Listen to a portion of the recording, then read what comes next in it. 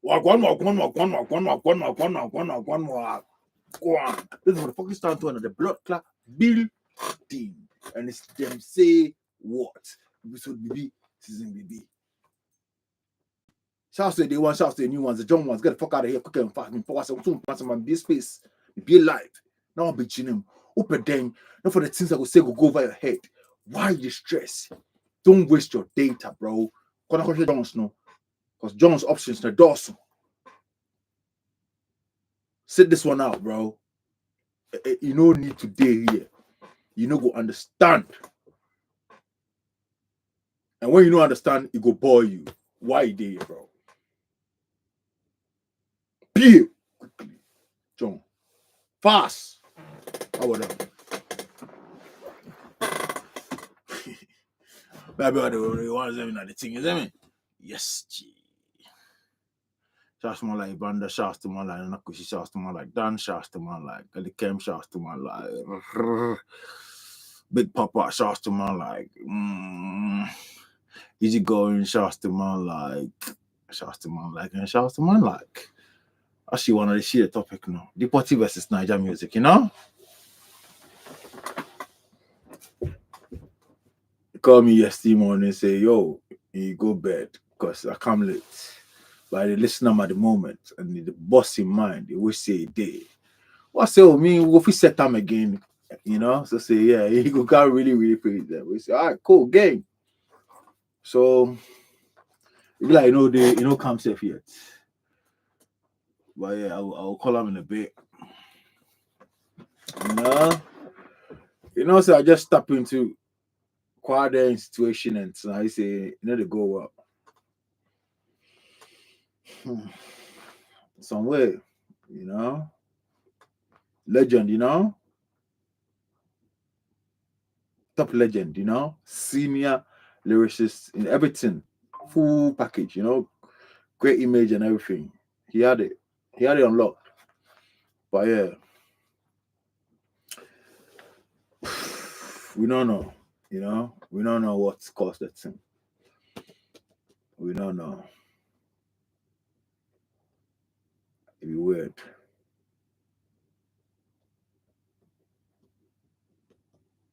I would say be coke or something, like other drugs, other hard drugs, because say even okay, say then that rumor day, like the Siano there, if you know fam, yawa. It happens to the Siano lot as well, Some yawa go happen, then they sing top cuts, brothers. Yeah, it happens to the best of them, brothers. The career top cut fast. Somewhere.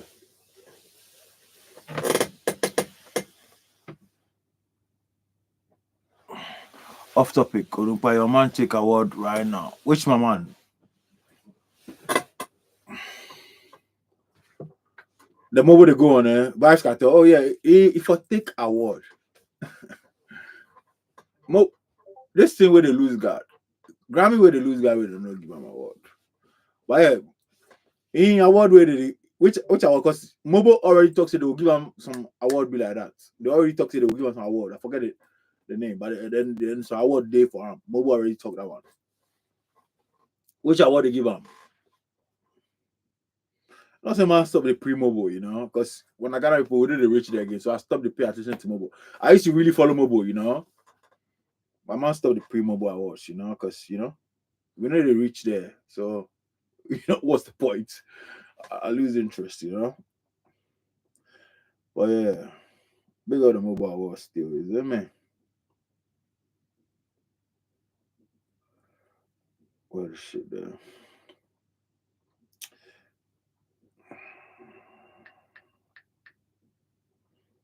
See, I know they follow themselves. Usually I go to follow them, somewhere.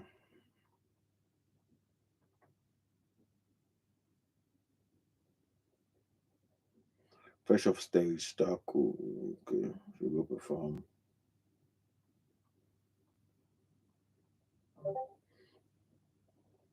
Mobile like the time Blacko come like they forgive Blacko, they just make you can't perform way, Somewhere. If you say everything they do, no reach or what, so no nomination. Somewhere, you know? Somewhere. Anyway, maybe no reach for you. I don't know. But, yeah. I'll start them there. Okay, let's try that. I'll start representing hard. It's like that. Mm. You get to, we see any proper outfit, for expect any sick outfit for that steak top. Or the red carpet top. Oh, sorry, I forget. Easy going, I forget, I forget I'm Nigerian. I forget start pay attention again. Sometimes I forget, My people are there, I be times they there. For sure. If they don't nominate themselves, they be yawa. Oh, they won't give AG award as well. DJ AG, try for real. We try for the culture. Mobile, Mobile and the card there. No be small friendship. We be like the contract be everlasting. Every year, Jim. The card. Not funny one safe. Them Africans where they take them Africa culture, come the chop, no. You know them ones. Michael Blackson them. They take them African culture, the chop. They are not funny, oh. It be the African culture, no. They like to drag them myself, drag the culture, use the accents, take chop. Or when you're funny back, say. Thank you for no more,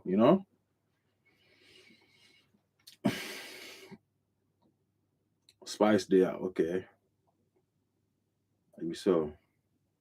Okay, that why Carter enter UKLE. Okay. No, so that thing say you enter just to make the people know say wireless, you really there, Bro, you go over my head. Alright, maybe so. Charlie Carter, God bless him. The way the visitors all come back to back. Hey, America, UK, Europe, Bibia, Visabia, ba. God bless him, Papa. Papa can still no get Yankee visa, Some way. Bounty class still no get Yankee visa. Carter can take all the visas. But it comes with being a good boy, Every platform for preach good boy vibes. You see the way they preach good boy vibes. Because they listen, Bad man, same kakra, and so fire boni LGBT for no. Right now on Trump Day, so you go feel firebone LGBT, nothing will happen. YouTube everywhere. Firebone LGBT, nothing will happen. You don't know. Trump, forget him. Elon Musk, he fight the woke people. Or Tiomuti. Feel free. Feel free,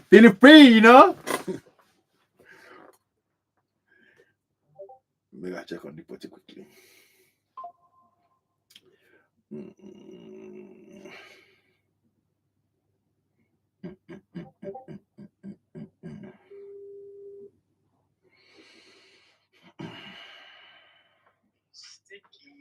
Me don't get it, but what about me? What about me? What mebo? What about me? Wow. Well, out. Before what about me? What pay flap? What post can it be now, mebo? Oh. What mebo? Cool. All right.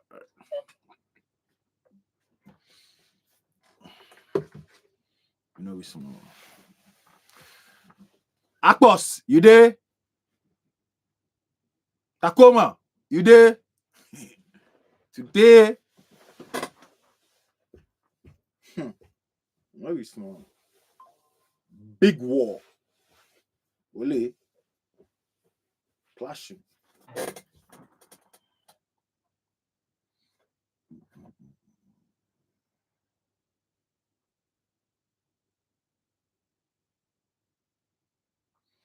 Charlie, my internet. Hey, the way the job is say my internet to go full again. Yeah. Twitch is so. What is so? Forget. And I be very clear, solid. No Jimmy vibes. What? I will feel act movie set for you, bro. Stream a whole movie. What about that? 5G, son. What? Bro. It's like that. It's like that, bro. The way it make nice. They do me like make I put Xbox set for here, start gaming and sunset. Huh?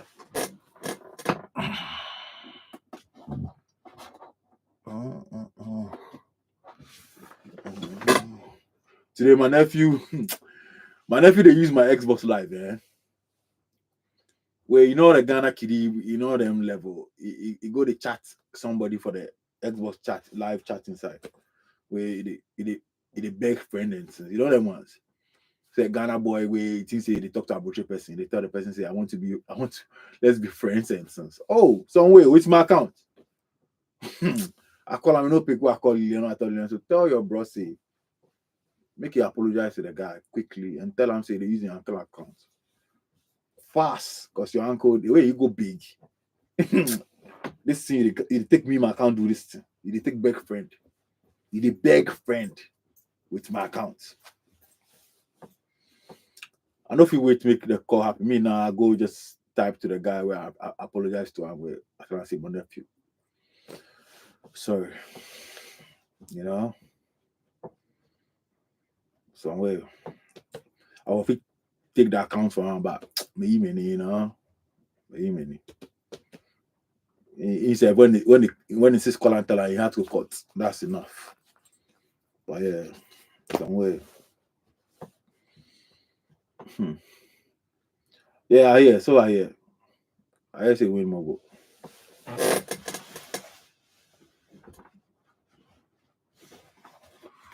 Of course, you still wait to make them show. I'm trying this music.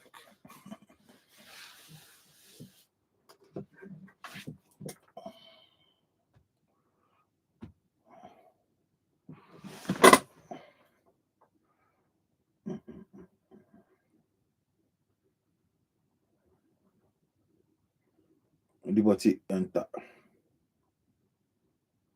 Oh, Charlie, the people they worry offset with this Stephon Diggs matter. You know we small. Some way. Imagine say you chop the Grammy. Oh, the Grammy there. If the Grammy lose God. That's what about the talk say. If them lose God, say they no giving by you go give Bob money. If them lose God, bro. Cause yo, that story be crazy. First thing where they prison where they sport there, you know they feel the songs too we hard. You know we say, you know, sell gold and silver and stuff. But next year they will give them. Next year they will give them. Next year will happen, bro. Gaza way. And yeah, July, I go see Carter, you know? I go wireless. You know? I try buy the 3-day one. Then it finish for the main site. That'd be like then they use Ticketmaster or something. But I get the Sunday one on a resale platform. You know, crazy price. I try to get a 3-day one for that side. Then they won't take me £1,400. £1,400, you know, bro. I say shit, my brother. That's with that. Well, I just get a Sunday. You know, Carter where I really want to see, you know. But today the sound so open inside again. They won't buy the Saturday. Because the man them go be scared at them, you know. I guess the man them to the vex the London people. Say why they don't put them on name where they put the man them. You know, it could be all the UK grime artists with them. Then even the drill people say the ones there drink this song. You go bring them all. So Saturday no go be bad. The Friday, you know, my kind my cup of tea, you know. But Saturday and Sunday, maybe I might just, cop the Saturday. Because the apartment I book, it be 3 days 3-day apartment. So, you know. Friday, I might just, just shut down and walk around London, maybe do some tap ad and things, And yeah, Saturday, maybe I might get a Saturday one because Saturday it go pop. It go be skept at them, definitely it go be skept at them. But yeah, we have from now till July. We will know if we skept at them or not.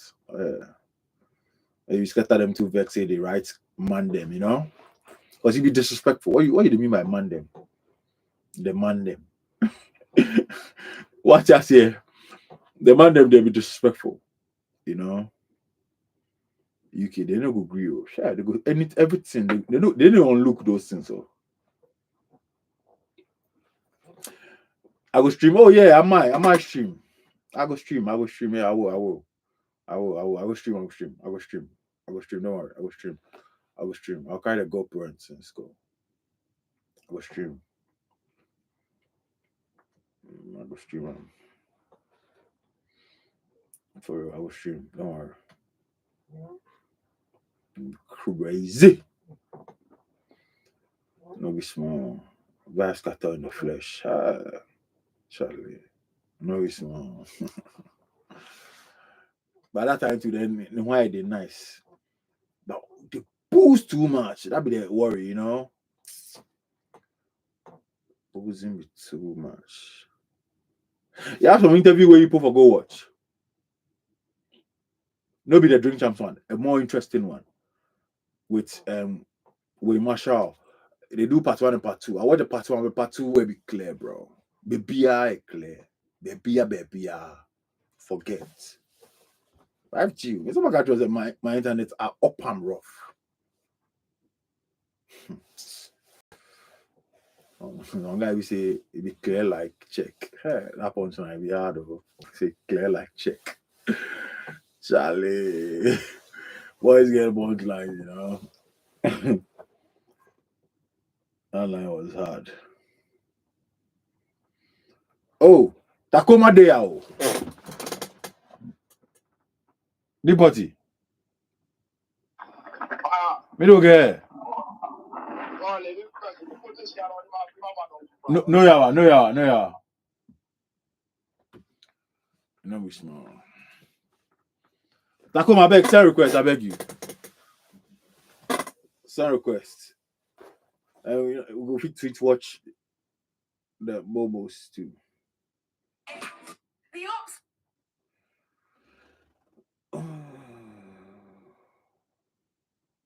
And yesterday, then what we ran to it, then the video they go on about. What was that about? Yesterday, then they go off on the Kuti them. What's that about?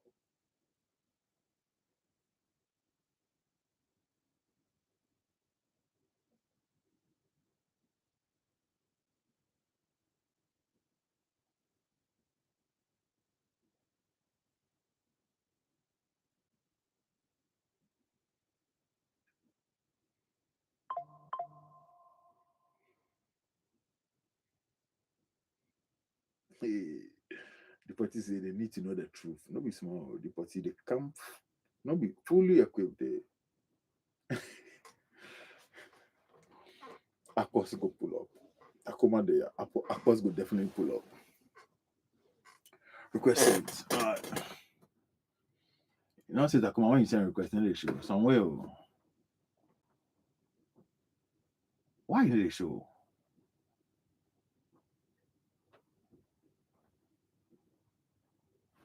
They show long.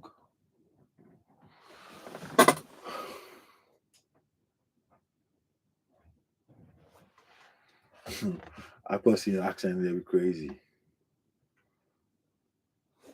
Tacoma, you know what?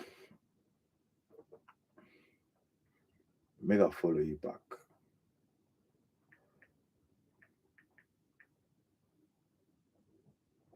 It's Tacoma _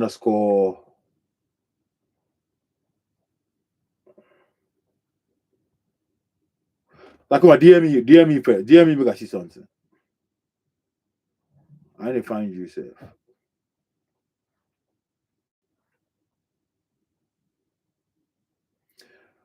One ideas. Today somebody call me say, "May I make you know say it go make some people beat you." But then you know say MPP kidnap you. So I tell them say, "Oh, MPP kidnap you last year." We say, "Oh, then that be cool." And then I go mind you again. Say they worry too much. I know we small. Say they worry.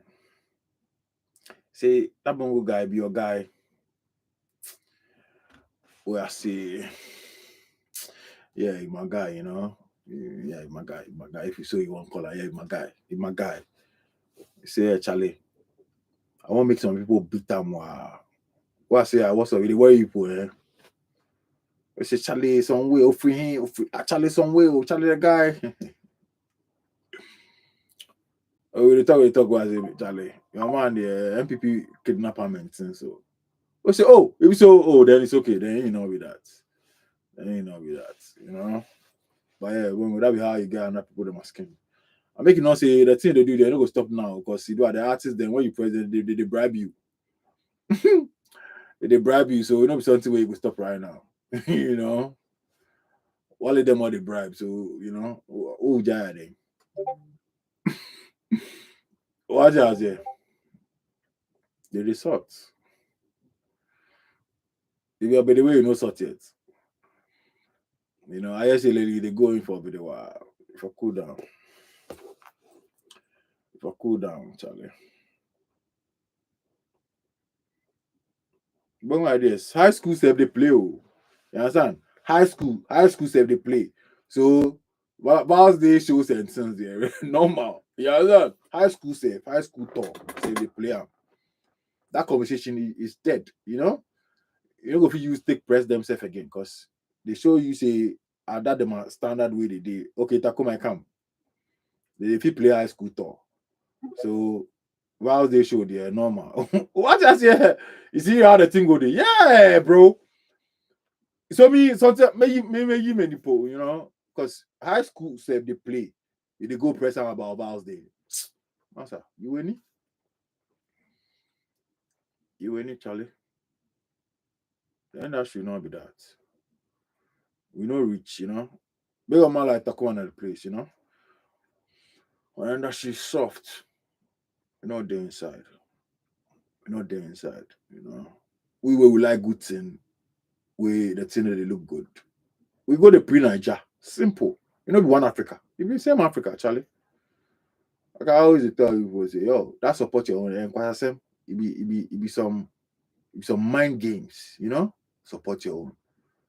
The support when you they support where you they see say your own self makes slow. You they see say your own who support your own, but it be slow. You're dumb. You they support, but you say nothing and you see. You go you are wasting time, bro. You they waste time. You they waste time. Support your own. Your own no crown your world. Your own what that? Your land. Your own what that? The people where you want to make your own go compete with no. Where they reach, you know be joke.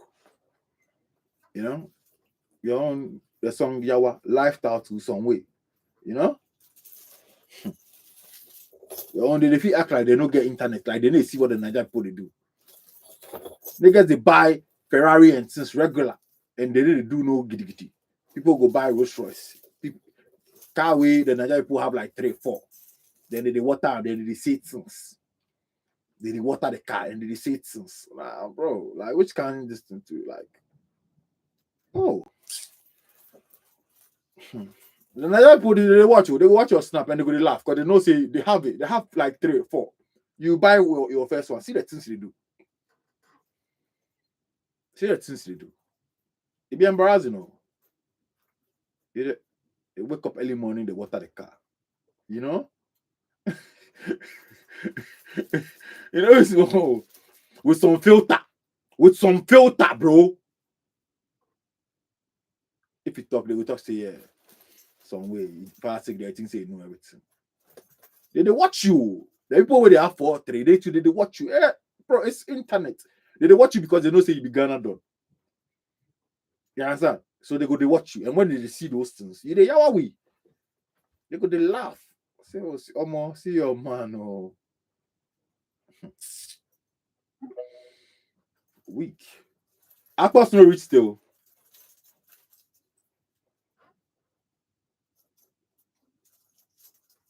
Somewhere. Somewhere. I say, because of the criticisms and the allegations where he did the kind body, yeah. Like the best thing be just if we just unlook them, just drive your car, all the giddy giddy, in some way, yeah, just about that alone be serious counter to the haters. Abba is if you finish. But you go wake up early morning and water the car ad, do a song seven since about the car, a whole song nonsense. Do a photo shoot. Oh, Charles Niama Mensa. Charles Ni. And when I say Ni, I don't mean N-I-I. I mean K-N-E-E. Ni Kanto. Ni Kanto.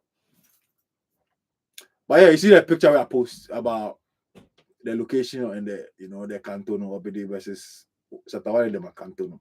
One of the canton is be very valuable, free PR for drink champs and things. So that the Kingston Canto is powerful. I know like Lumba Canto, nothing. Not gonna bring anything, bro. Lumba Canto. Canto for Lumba. They go anywhere. Forget. Canto for Vice Cartel in Kingston. 2 months later, they mention your name for drink champs. Place where you might never ever go. They mention your name for there. For free PR. So that canto was very, very important, Kumasi canto there, bro. Charlie. Which level? A year now, but boy, a year. It be a year invitation where you go get, some way. A year in your deal. Ope banku papa. Hey, legend be this. Banku a wig, a small wig, papa. Back boy feel an image with this. Imagine when they get show. But on friend just and my boom team and person bought it, I'm hairstyle in Rasta. On my mom Rasta the money, Yeah, wig and then person me bought white. On for white wig in right. Aye. Yeah, white spa. Yeah. And they call a block too. Yeah. Yeah, call. So and I Valentine. Brand me, so top and down, top and down red no. I mean Shengu Jones. So. But the guy what I say? Yeah. Jama Mogawi, No be small. Then they will call Cream Run. Hey, Abuna Bruce Lee. Now you have a call there. 14 will show. You'll send me to be, to be strong. I'm color and toss. What I say? Bre, maybe be tone, Be tone. Those are creams, no. You mentioned something in some tone, be tone, Cora tone, something tone, I'm from Stram could drum, so as I say, then, yeah, Papa B. Long. You see the OGs when they pull up on drink time, you see them, they still look good, Nobody there around where we thought the Numo say, Numo, so Rasta way, Chemo, saw Numo, oh, then I will, Nobody there around where we thought the man this. All these young girls where they do, oh, I like that the Lumba. Say, well, I'm dead them. That Lumba is my favorite. That Lumba. You didn't pick out the man in anything. But them say which level? Them say a much picture. Then they put some plenty filter. So them and Lumba say same level, Yeah, them say balm is they use the Cora tone, mini tone, and all that tone. So same league. Nobody will feel advise anybody. Long.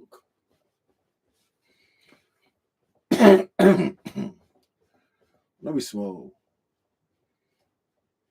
By now, in front or go. Because you see that hairstyle we like to play. It dey fuck up your hairline bad. Even the women tell you do that hairstyle. If you watch them at edges, yawa. So your man the other day you go catch him off guard way no braid there. Over the way. If you guys look back on some Afro day level where you no braid, over the way. Oh, miss. Oh, meaning no legend if you could steady. If you could steady, cry some way. If you could steady. The but if you're ready. It's like that. Tacoma. You film anyway, the party. So I know say you watch what happened 2 days ago. Yeah. And yeah, you make a noise say you wish say you did to correct one or two things. You know? So the floor is yours, the party. The floor is yours. I beg all my NAIJA people there. Them day. Okay, but yeah, greetings to every listener and everybody on this platform. Bless I think we are trying to uplift our so-called industry, Ghanaian music industry, and then when we are bringing those conversations about. I mean, I don't like comparison like Nigeria and Ghana, but when it comes to the music itself, the origination of the music, when you check even history they show say Ghana we started doing music before the Nigerian. It's out there. You can go and check it. So it's not a problem. Somebody can start something and then you see and get inspiration and then take it and run with it. That one is not a problem. Even the movie that today Nigeria is big with movie everywhere in the world. Ghana started movie before Nigeria. Even visuals, when it comes to proper visuals, music videos and everything, Ghana started its first before Nigeria. So it's not shame for you to say we started something before you guys, but now you are making it relevant. You are competing with the world. It's something that we are proud of because this is what our African brothers that they are doing it to like maybe uplift the African image. It's very, very important and we like it. It's not like maybe sometimes when we say, or I hear them, they were saying that I say they came and learned from. When we say learn, sometimes it doesn't mean that we are learning from each other every day. It doesn't mean that I should come to you. I should come and sit in class for me to learn something from you. But I can see you are doing something and I'll learn from you from afar. So when we say learn, it doesn't mean that you came and sit in class or somebody put you down and taught you that do this or do that. No, that's not the meaning of learning. People are learning from each other. People do watch visuals or people do watch somebody playing football, doing something and learn from it and adopt it and do it better.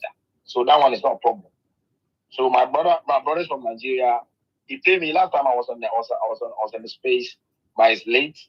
I was like around 1 a.m. in Ghana. So I fall asleep. So that's why you guys didn't hear from me. So, Tacoma. All right, cool. Hold on. If Calvin, if you want to say something, if you send request, come the space up or the type in there, you need the button to go see. If you want to say anything to the party, for pull up. Make them pull up. Make them no day on the YouTube. Yeah, make you no day on the YouTube, and if you pull up, And last time I hear him talking about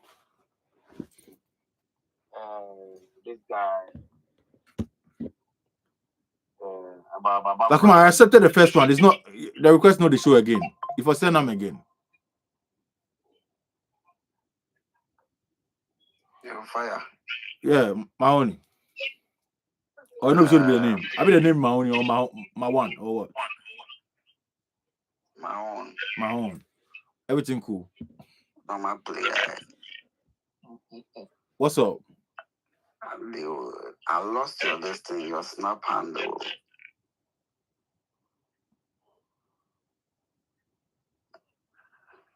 I lost your snap and the way I didn't need them.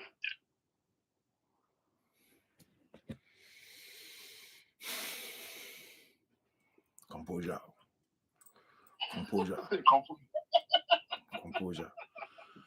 It be stand tall.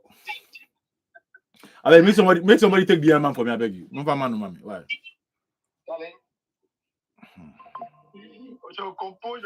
Charlie, cannot you yawa? I swear, if I don't relax, I really go vex, you know. Composure. We they grow, you know. I for feet, you know, and I for feet get cool down, you know. For real. I'm happy now you cool down. Yeah, for the cool down, you know.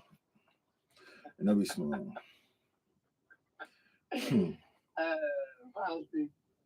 But it's serious, eh? When I conversation here, I don't need about a big snap handle, some way, Charlie. Some way.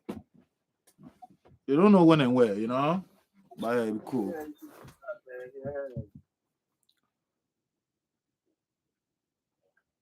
Hey, Ikena. Okay, baby.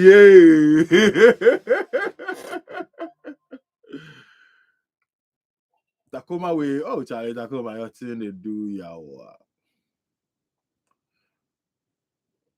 So I just want them to understand that we started it before them. Bro, even the independent, we collected before them. So if you understand, they be one of junior brothers. That one be normal. You be anything. You get me? They be one of junior brothers. Yeah. Ghana was made before Nigeria. Ghana was named Ghana before Nigeria. Cool. Okay, now your internet will be bad or something. Or you come where you left again. Somewhere. Oh, Charlie. Okay, now last time I know you people did here in the top place. Today I come. Today, yeah, you know. DEPORTEE, I like the energy, you know. So one manga. Oh, bami. Oh, no, the reality it's not like maybe you are trying to film a story. Honestly. Yeah. It's not about filming a story. The issue is there for all of us to pay. It's not like Again, I'll meet your body. You. Yeah. Yeah, so I had to. I'm already alright, Baba. We're alright. So I tried connection earlier on. Noticed that my speaker was not. So even me myself too, as in I was looking forward to a pause and I forgotten the other guy. Tacoma is here, but I don't know. He's struggling with the Twitter thing. I know. I did. If I tell you, I know about that conversation, man. I'm lying. No, it was a great conversation. You know, it was a very good conversation. Yeah. And the feedback I was getting, everyone said it was a good conversation. You know. Yeah, it was. Even we from the Nigerian side, we did look forward to DEPORTEE. Yeah. DEPORTEE. Even from the last convo we had the other time, I don't know him, but it sounds like it sounds knowledgeable and he knows what's up. He knows what's up. But there are certain things that he said that we really did not agree like that. And in the last conversation he was having, there was a point that he said that I just gave him kudos. Like, I think he told the guy that we are not here to argue, we are here to learn. So I cut cap for that part, you understand? Because that's some senior man too. So just like he said, we are here to, everything is about history, it's about learning, it's about understanding what happened before to shape the future and taking the game forward. Now, that being said, Tacoma, I send a request. Understanding they have in Nigeria. Can you hear me, please? Yeah, we can hear you. Tacoma. All right. It be the protected tweets, no way account be, no, that be what they call some. But I send a request still. So you go pick them. That mentality Nigeria they carry last. That good mentality is we are moving forward. What every other person is doing really is none of our business. That is why till tomorrow you will not hear a Nigerian. Even Nigerians are ahead in the game. You will not hear them brag about it. You see this whole band and everything started. It started when the whole talk about they came here to learn, they did this, they did that.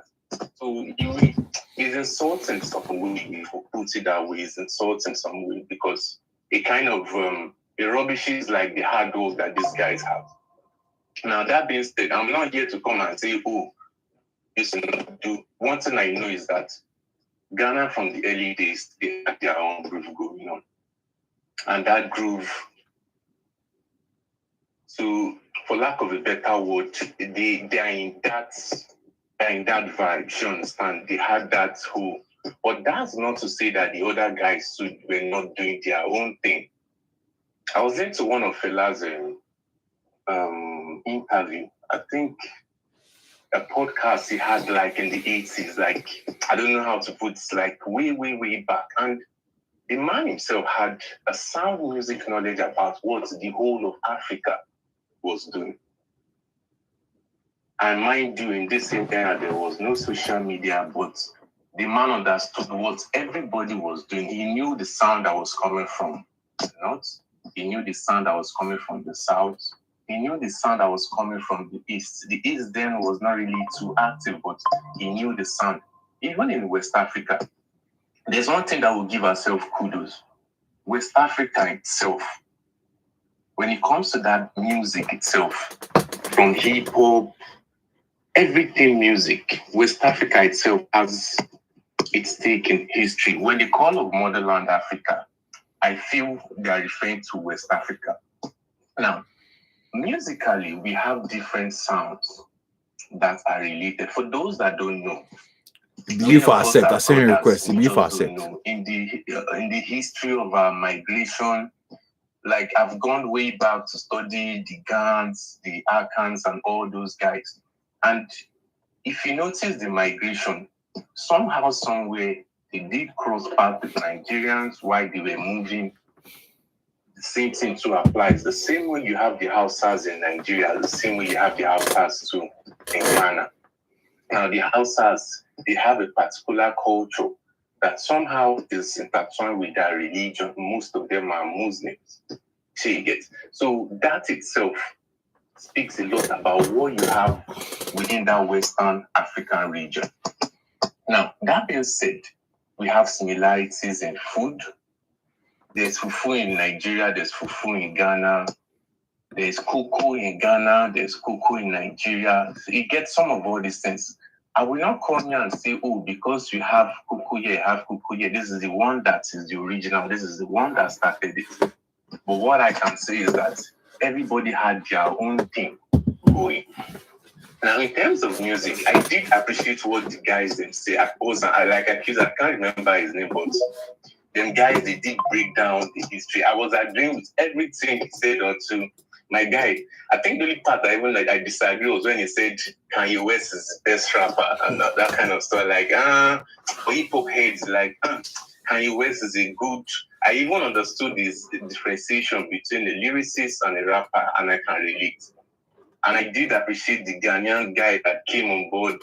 As in, he was very, very balanced. And that was why somehow, somewhere, I wanted DEPORTEE to be part of it. But, well, as fate to have it, maybe it was not available. So, that being said, I will just give the floor. So, Baba will run through his own. Because I heard his introduction. He said, musically, we came here to learn. Movie, we came here. It's somehow because I just don't know how to put it. There's something that okay, go ahead, please. Go ahead. Saying that musically we started it first, and then same thing movie to we started it first. But if I say learn that means that you came and learn from me, but maybe you've seen it, I've started it, doing it first before you, because the history is out there for you to check. You get me? Not started it, you started something and the thing is out there and everybody's saying it. That you started it first.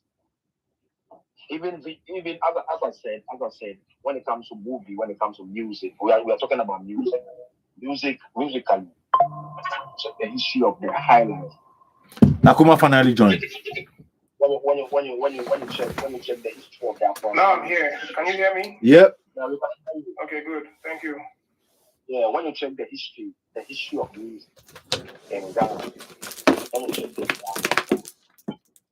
highlight, started way back from the 20th century to them, from the 20th century to today, and then the Nigerians took it to another level. Last time, everybody get. But sorry to barge in a little bit. In that same history of highlight that you mentioned, going back to history, the West African countries had their own version of highlight.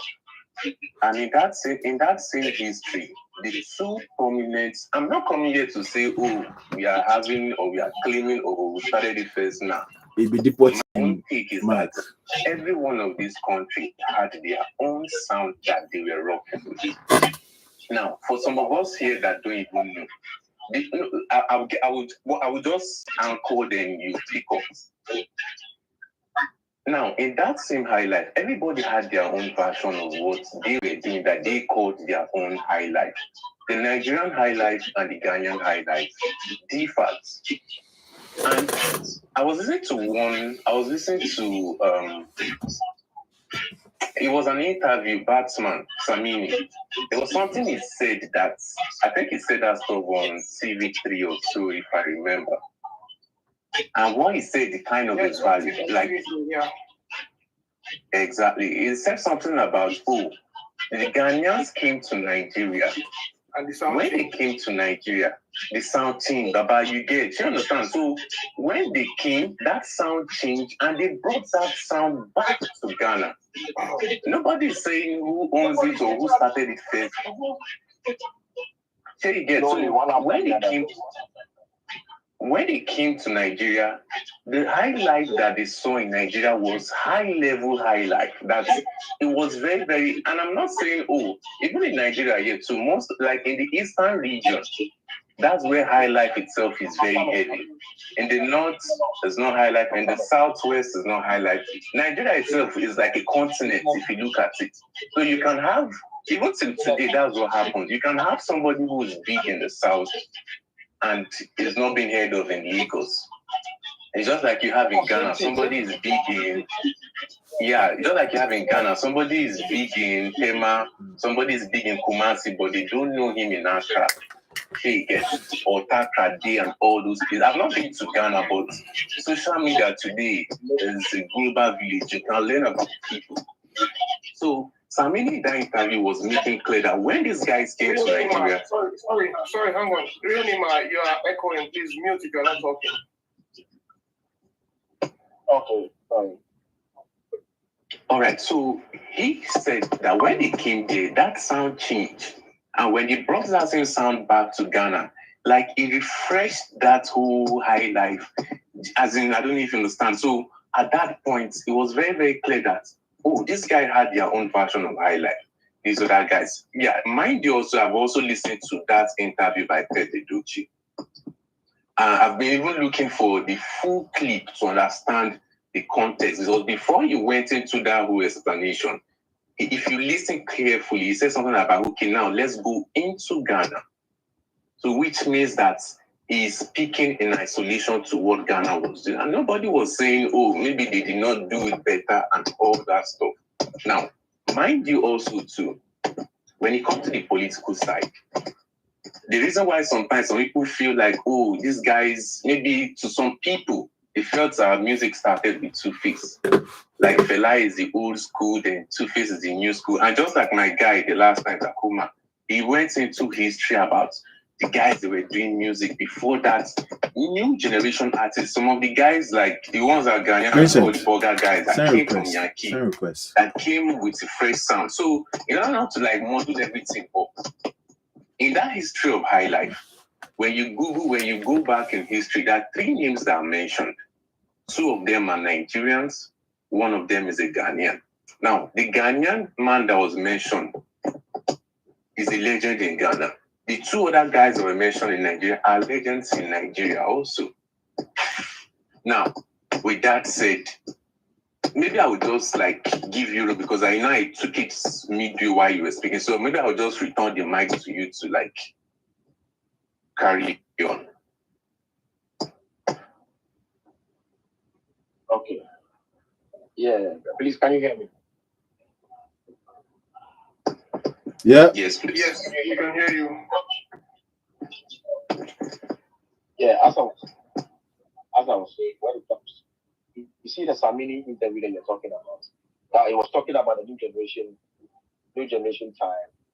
But when you listen to even, those times, Ghanaian old highlife artists that have produced the what's the name? I forget some of their names.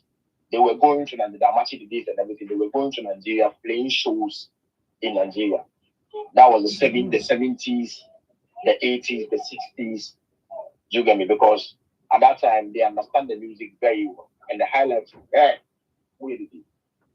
You get me? When it comes to the highlight properly, Ghanaian is history. Even recently, Yemi Alade got an interview on BBC. The BBC interviewer was saying that you get your biggest break was on highlight music, and we see that you get the inspiration from Ghana. She take it on a tangent that no, if the guy said, oh yes, you get the inspiration from Ghana because highlife is from Ghana and Nigeria, both hand in hand.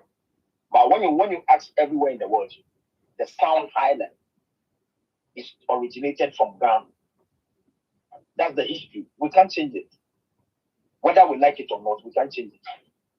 Even the Afrobeat now today we are talking about, the Afrobeat movement that we are talking about, the Afrobeat music now is global.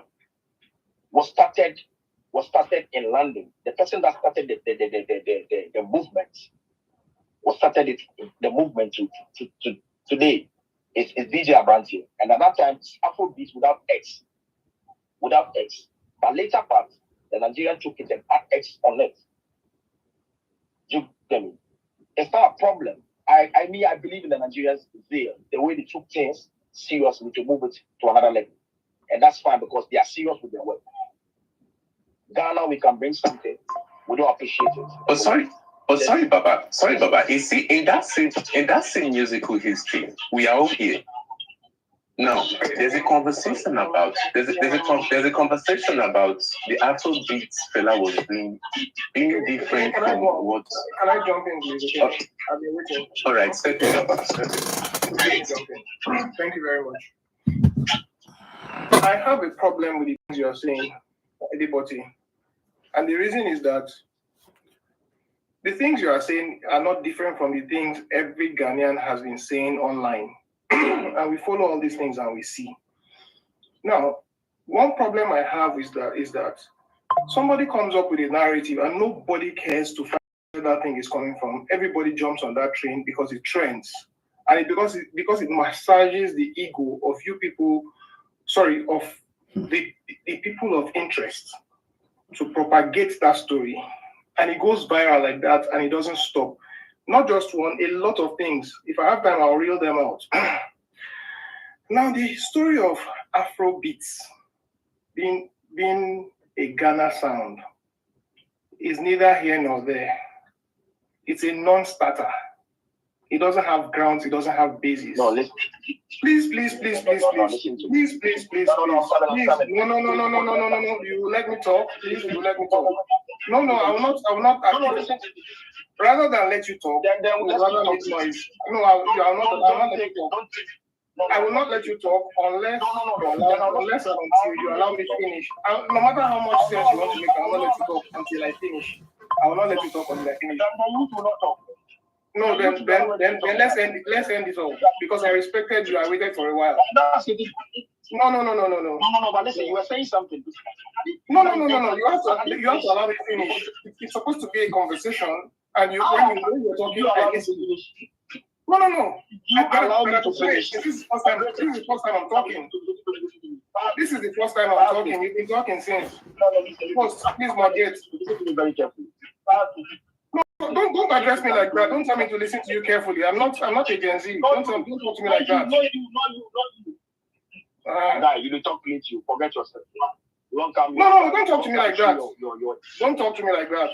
Why is no, don't talk to me. You are like using that. some words. Even the words that you are using on we are didn't tell you to not talk to me like that. You're telling me to listen to you carefully. Don't talk to me like that. And it's the tone with which you spoke was bad. Don't talk to me like that. You have to be respectful. If you have a problem at home, please keep it at home or don't bring it here. You see the way you're sounding? If you have a problem, you see the way you're sounding? Host, please, Mark. I beg. Make we keep our respectful. You understand? I beg you. Listen, if you can give us a time. I was talking and then you interrupted. And I haven't spoken before now, so let me talk. I'll allow you to talk. DEPORTEE. DEPORTee. I beg you. Make it finish. I beg you. Make it finish. No, you have a minute. We should have a time. After this, whatever that may be. No, but DEPORTee, if timer come inside where you know if you finish your point some way, you know. Give us time, maybe 3 minutes. Then you have No time. But when you finish, then somebody will come. Because you know if you talk. Okay, let me go. Yeah, go. Yeah. So as I was saying, a lot of things have come up from the Ghana media. And these things, it just takes for you to go make your findings and realize that these things are not true. First of all, they were saying that Afrobeats originated from Amachidede. Then the music, the narrative had made the rounds for too long. No Nigerian came out to contest it. Nobody's saying anything. Why? Because we don't have time for such. So DJ Paco Rich took his time out of curiosity, went to Amachidede, Ebo Taylor, and interviewed him and asked him the question that they are saying Afrobeats emanated from you, through you, it came from you. And the man said, no, that's not true. The video is on YouTube. That was 2 years ago. He said that's not true. That fella was doing his Afrobeats from Nigeria before he came to Ghana. In fact, that fella was the one even encouraging them to do their own traditional music. I'm not saying my own words. The video is on YouTube. Go and watch it. Then, going forward, when they were saying DJ Abrante was the one who started because he was hosting a show on a station in the UK, that narrative went on far. The next thing was that Adeshope went and interviewed DJ Abrante and asked him, those two things you are saying, that I'm countering them now. Adeshope went to the UK, went to Abrante rather, interviewed him and asked him the question. They said that you are the one who named the genre Afrobeat. He said it's a lie, that's not true. And I'm not just saying my words, it's on YouTube, you can go and check. So all these things that have gained grounds in the Ghana media have been disproved. They have been disproved, and not just by anyone, but by those people they accredit those things to. They have been disproved. Now you said something that Ghana started music before Nigeria. That's a non-starter. Why it's a non-starter is that since the beginning of time, every human and in every culture that God has created, so long as one thing can hit on the other and create sound, and relative to your language, because language is a critical factor that influences your sound. Whatever music you sing, if you go to any ethnic group, their language is a function of the way their sound comes out. So for you to say that Ghana started music before Nigeria, I'm sure even in the time of Adam, there has been music. So where is that coming from? So when until Ghana influenced Nigeria was not singing. Now, on the issue of highlife, have you taken your time to even listen to Nigerian highlife? It's world apart from the way your Ghana highlife sounds. World apart. I'm not here to discuss who started highlife or not. That's not my issue. But the issue is we are of different culture. We are of different ethnicity, we are of different nationality. It therefore means that what the music we sing must be a function of our language influence, our ethnicity, our culture, our background. So even in Nigeria, within Nigeria, if you go to the southeast, the Igbo part of Nigeria, and come to the southwest, Yoruba part of Nigeria, the highlife they sing is not even related at all. You can't draw any nexus between both of them. Let alone Ghana that is outside. We don't sound like, go and listen to all our highlife. From Bright Chimeze, Oliver the Cook, Sir Warrior, Oriental Brothers, down to Bobby Benson, then come to Lagos, Victor Olaya. Do you know that Lagos itself has its own highlife sound separate from Yoruba highlife? Victor Olaya, Orlando sounds different from Victor Olaya. They are two different, and they are both Yoruba.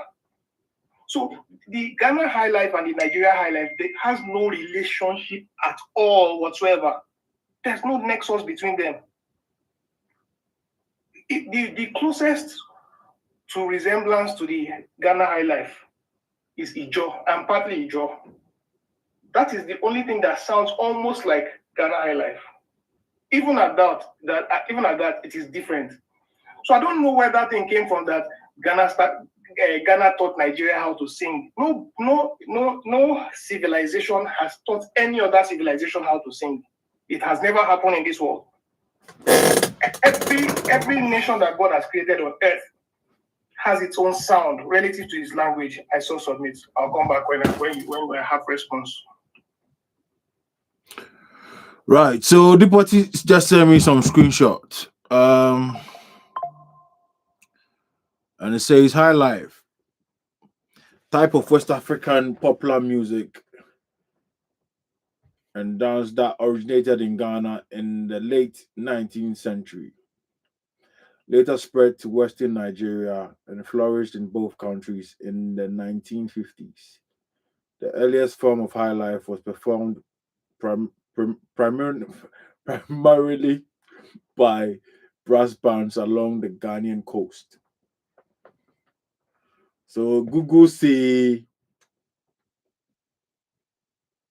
high life stuff from Ghana. You know, like I said when I was talking, I said I'm not here to debate where high life came from or anything. That was not my point of talk. My point of talk was every nation has its own sound, every ethnicity, every language. Please, you people should allow me to, at least when it comes to my turn, you should allow me. Yeah, everybody be a 10. Yeah. Because we are trying to understand each other. We are not trying to fight each other. We are trying to learn. All of us, we are not there before this thing came to be. All of us, we came and read the history or came and meet it.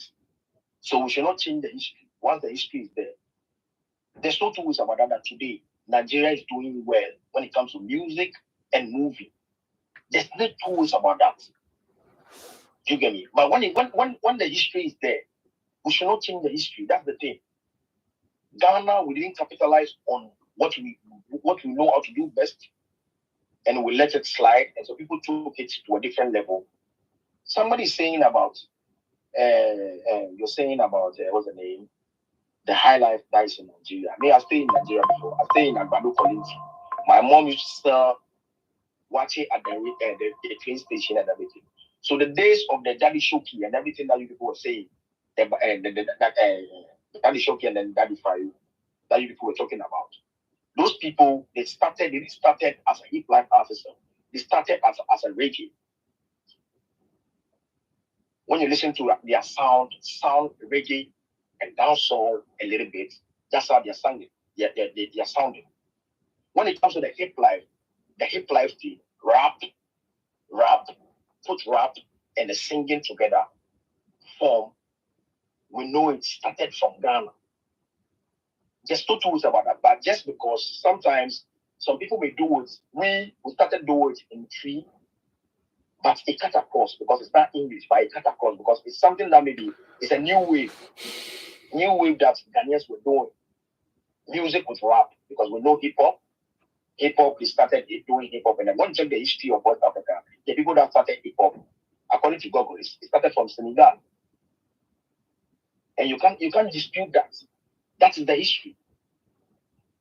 But maybe some people took it to a different level.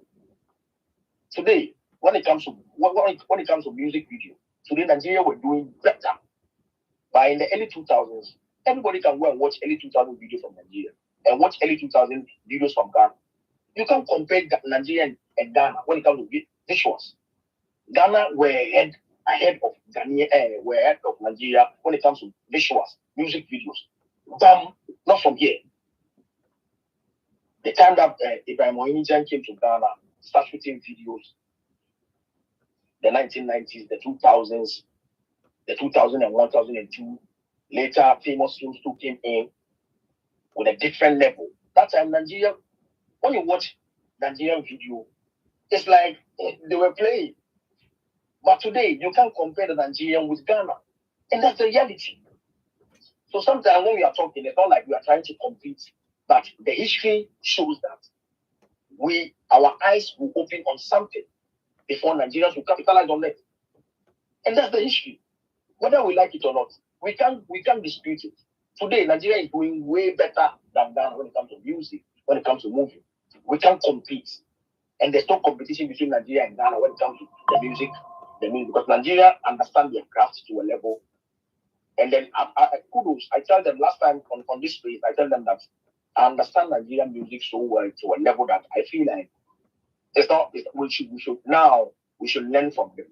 What they did and they get it better, we should try and learn from them. They did something in their space in Nigeria. There's no two ways about that. This conversation, people doesn't want to hear it, but that's the truth. Nigeria closed their space for some time. They give only 20% for foreign music when it comes to America, South Africa, Ghana, and everybody. 20%. The rest of the airwaves belong to Nigerian airwaves, Nigerian music. So I envy them on that. I feel like they capitalize on it and they make sure that they want to grow their own thing. Before, Ghana was making waves in Nigeria. The days of you making the pride holy is making way. The days of VIP, the days of TikTok, the days of Misbah, the days of majority of the songs make wave in Nigeria. Before the Kenny's music collaboration, last time I was hearing somebody that Kenny's music signed VIP. Maybe he doesn't understand it. There was a collaboration between the record labels. Kenny's music and Goodies music did a collaboration. That's why the Two Face is coming to Ghana and the VIP two were going to Nigeria. So once Nigeria, they are smart to a level that they capitalize on it. Now their sound is coming to Nigeria, Ghana, and all of a sudden they close their market. But Ghanaian sound should not make wave in that space again. And that one is not a problem. Like America is doing this every time. There's no two ways about it. You can't see music. If it is not now that Afrobeat break the boundaries, that Afrobeat is making way in some of the clubs in America and everything. But till today, when you go to American Airways, we are not in America, but you can monitor it or you can check it. When you check their space, like Afrobeat is playing, but there's no two ways about that. The American music is more way ahead of every music that is playing on their airwaves. But when it comes to club and pubs, definitely there's a time that we play the Afrobeat sound and everything. But even with that one, the hip hop and everything dominates in America. But in Ghana, foreign music dominates in our space, and that's our problem. And when you bring this topic, people are saying that because our sound is not good. That's not true. Because when you feed people with certain sound and the people fall in love with it, there's nothing that you can do about it. Definitely, the people will love it. But when you force your people on certain sound, trust me, they may fall in love with that sound and jump to it every time. It should be an agenda. That's my problem. There's no competition between Ghana and Nigeria when it comes to currently what Nigeria were doing with their movies and with their music. We can't compete with them. But the history shows that they started everything. They've seen it from us and they took it to a different level. That's the history. So that's my conversation. Whether you like it or not, the history shows that music, movie, Ghana started it first before Nigeria. According to Google, according to everywhere, the history shows that. You can check it on your Google. Between Ghana and Nigeria, who started it first? between Ghana and Nigeria, music, who started it first? You see it. It's out there. It's not something that I'm trying to frame. So that's my point. Maybe if you have some questions, you can ask me. Ekene, do you want to go or I go? Okay, let me go. Let me go. And I hope I don't miss anything. Okay, so now to start with,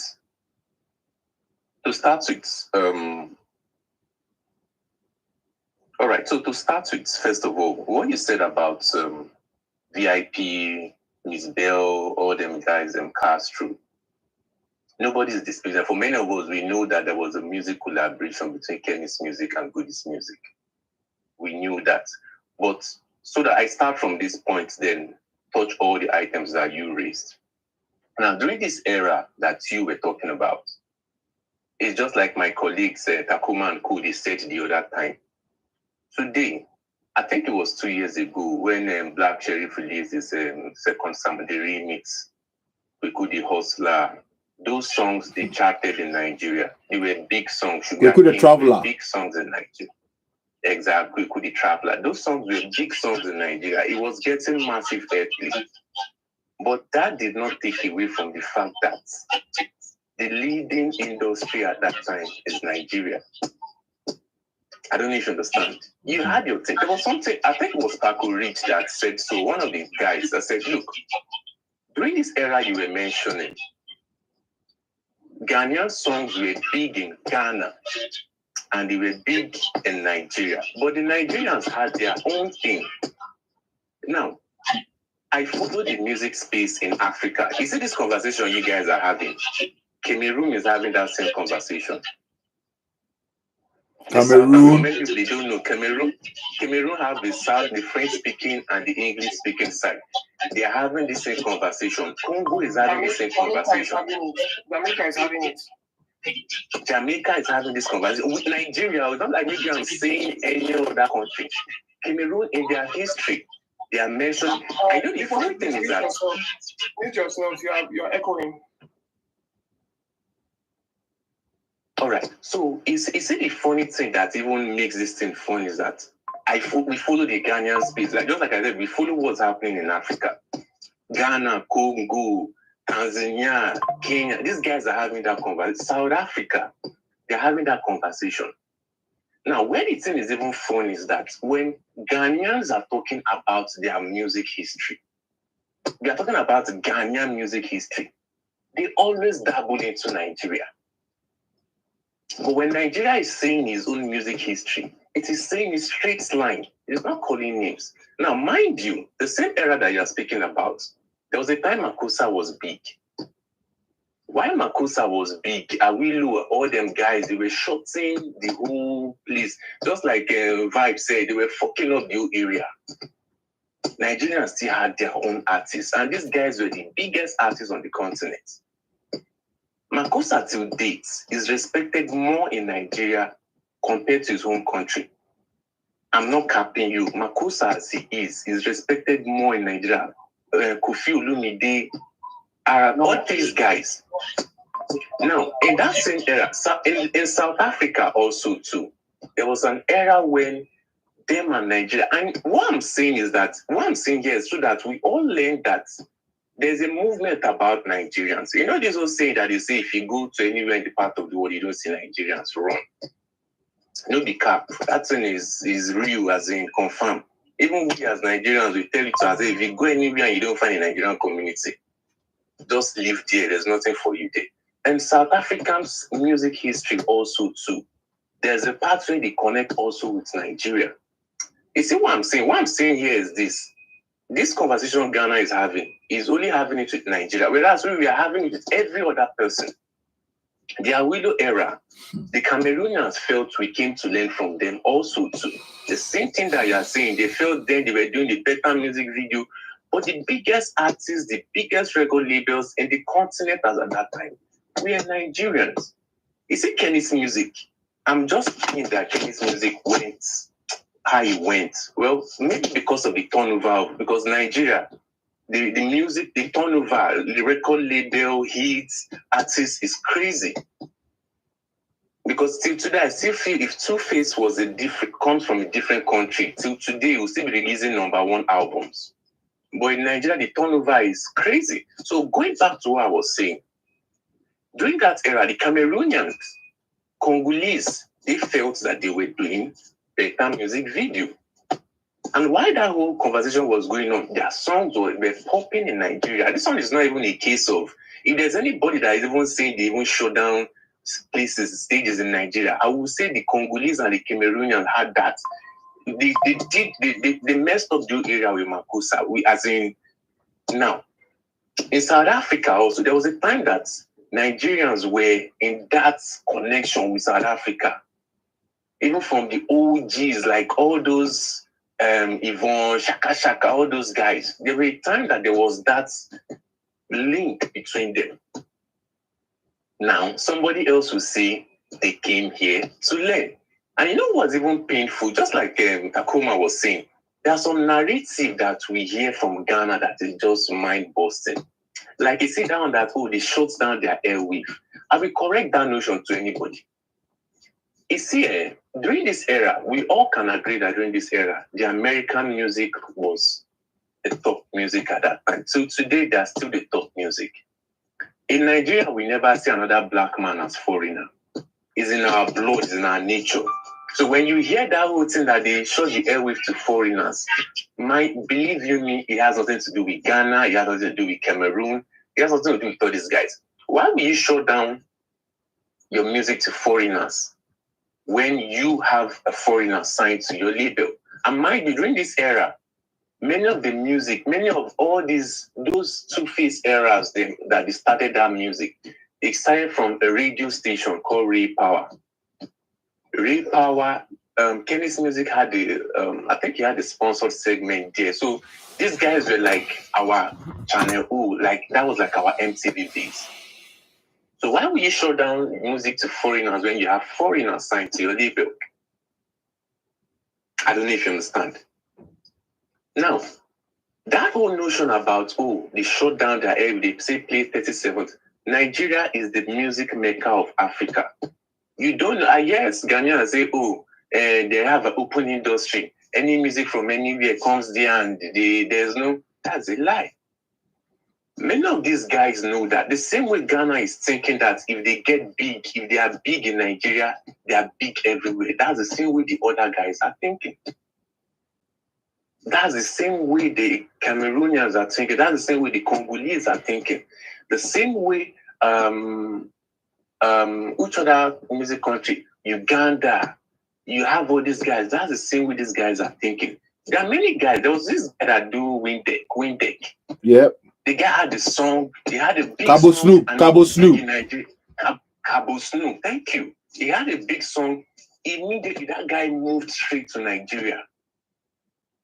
So mind you, if you are saying your own industry is open, our own industry is the mecca of entertainment. Everybody watches this.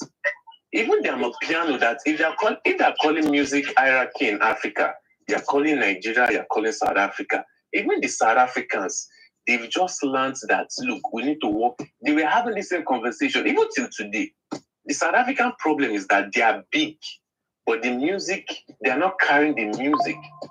That's the reason why Tyler cannot do what Burna Boy is doing by shutting down arenas. She has a big song. That's the same reason why she cannot do what Wizkid is doing. I'm not sure she has even attempted O2. I'm not sure she has tried it. The only person that has done this thing from South Africa is DJ Black Coffee, if I'm not messing up his name. So they are having that same conversation in their own space. And mind you, there was a time that Nigerians were going to South Africa to shoot music videos. Mm-hmm. Let me correct you, please.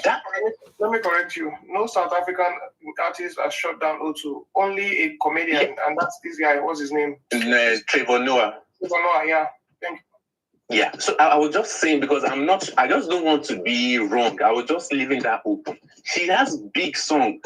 She's occupied in #1, but they cannot move with their music. So that's the problem South Africa. Like I'm saying, I follow what's happening in Africa. That is what South Africa, that's the conversation between South Africa and Nigeria. Now, the person that they even give credit to for Amapiano, DJ Mafarosa, It did say something about, oh, the Nigerian skin, whiskey. They heard that sound like, oh, that shit is crazy. Like, it was even the Nigerians that even identified the sound before they do. And before then, too, Niniola has been following the Afro house in South Africa. Like, that's the mindset this guy had. Now, if these South Africans were Nigerians, they will be saying the same thing too, that the Nigerians came here to learn. The Congolese, why it was the Congolese era, Nigerians were going, as in they were featuring everybody, just like Takoma said the last time. Yemi Alade is big in the East African markets. Why? She did the music and she found out that, oh, collaboration, she moved. J Martins, the same thing. So these guys are having that same conversation that, oh, we taught these guys. So now, who exactly now taught Nigerians this music? Here you get. Who exactly? And mind you, from the onset, even from the Ghanaian era when you had the Osibisa, during that same era too, we had Sonia Ade, we had Fela. These guys, imagine getting the Grammy nomination, winning Grammy at that time. I don't know if you get winning Grammy at that time and the kind of movements they had. Even Kenny's music then, Two-Face went to, I think he went to one of the Grammys. Sorry, he only got a nomination, he didn't win. That's it for Sonia Ade. Yeah. Yes, so that's what I'm saying, that imagine them getting nomination at that time.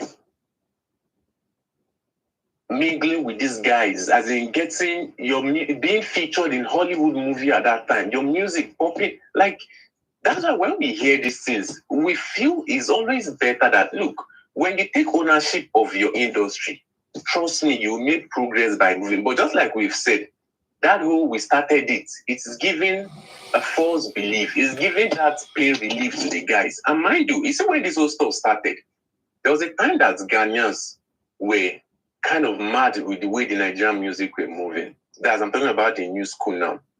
What I felt was that they had to demonize the Nigerian music so as to create a leverage for them breaking their own audience. Now, you hear stuff like, oh, they closed their borders, which I just debunk. Nigerians will never see Ghanaian as foreign.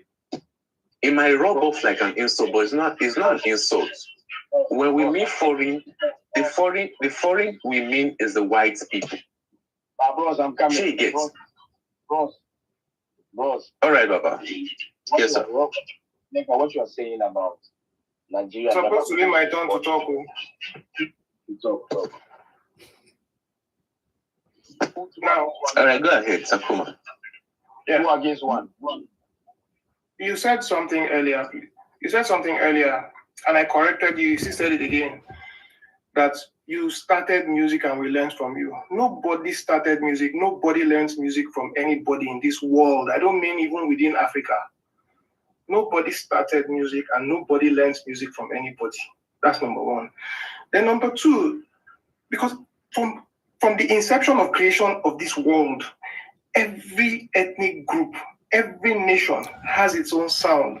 It dates back to the time of even David, when God, in the Bible, I'm a Muslim, but the Bible says, and David sang to the Lord. That's why you have the Song of Psalms.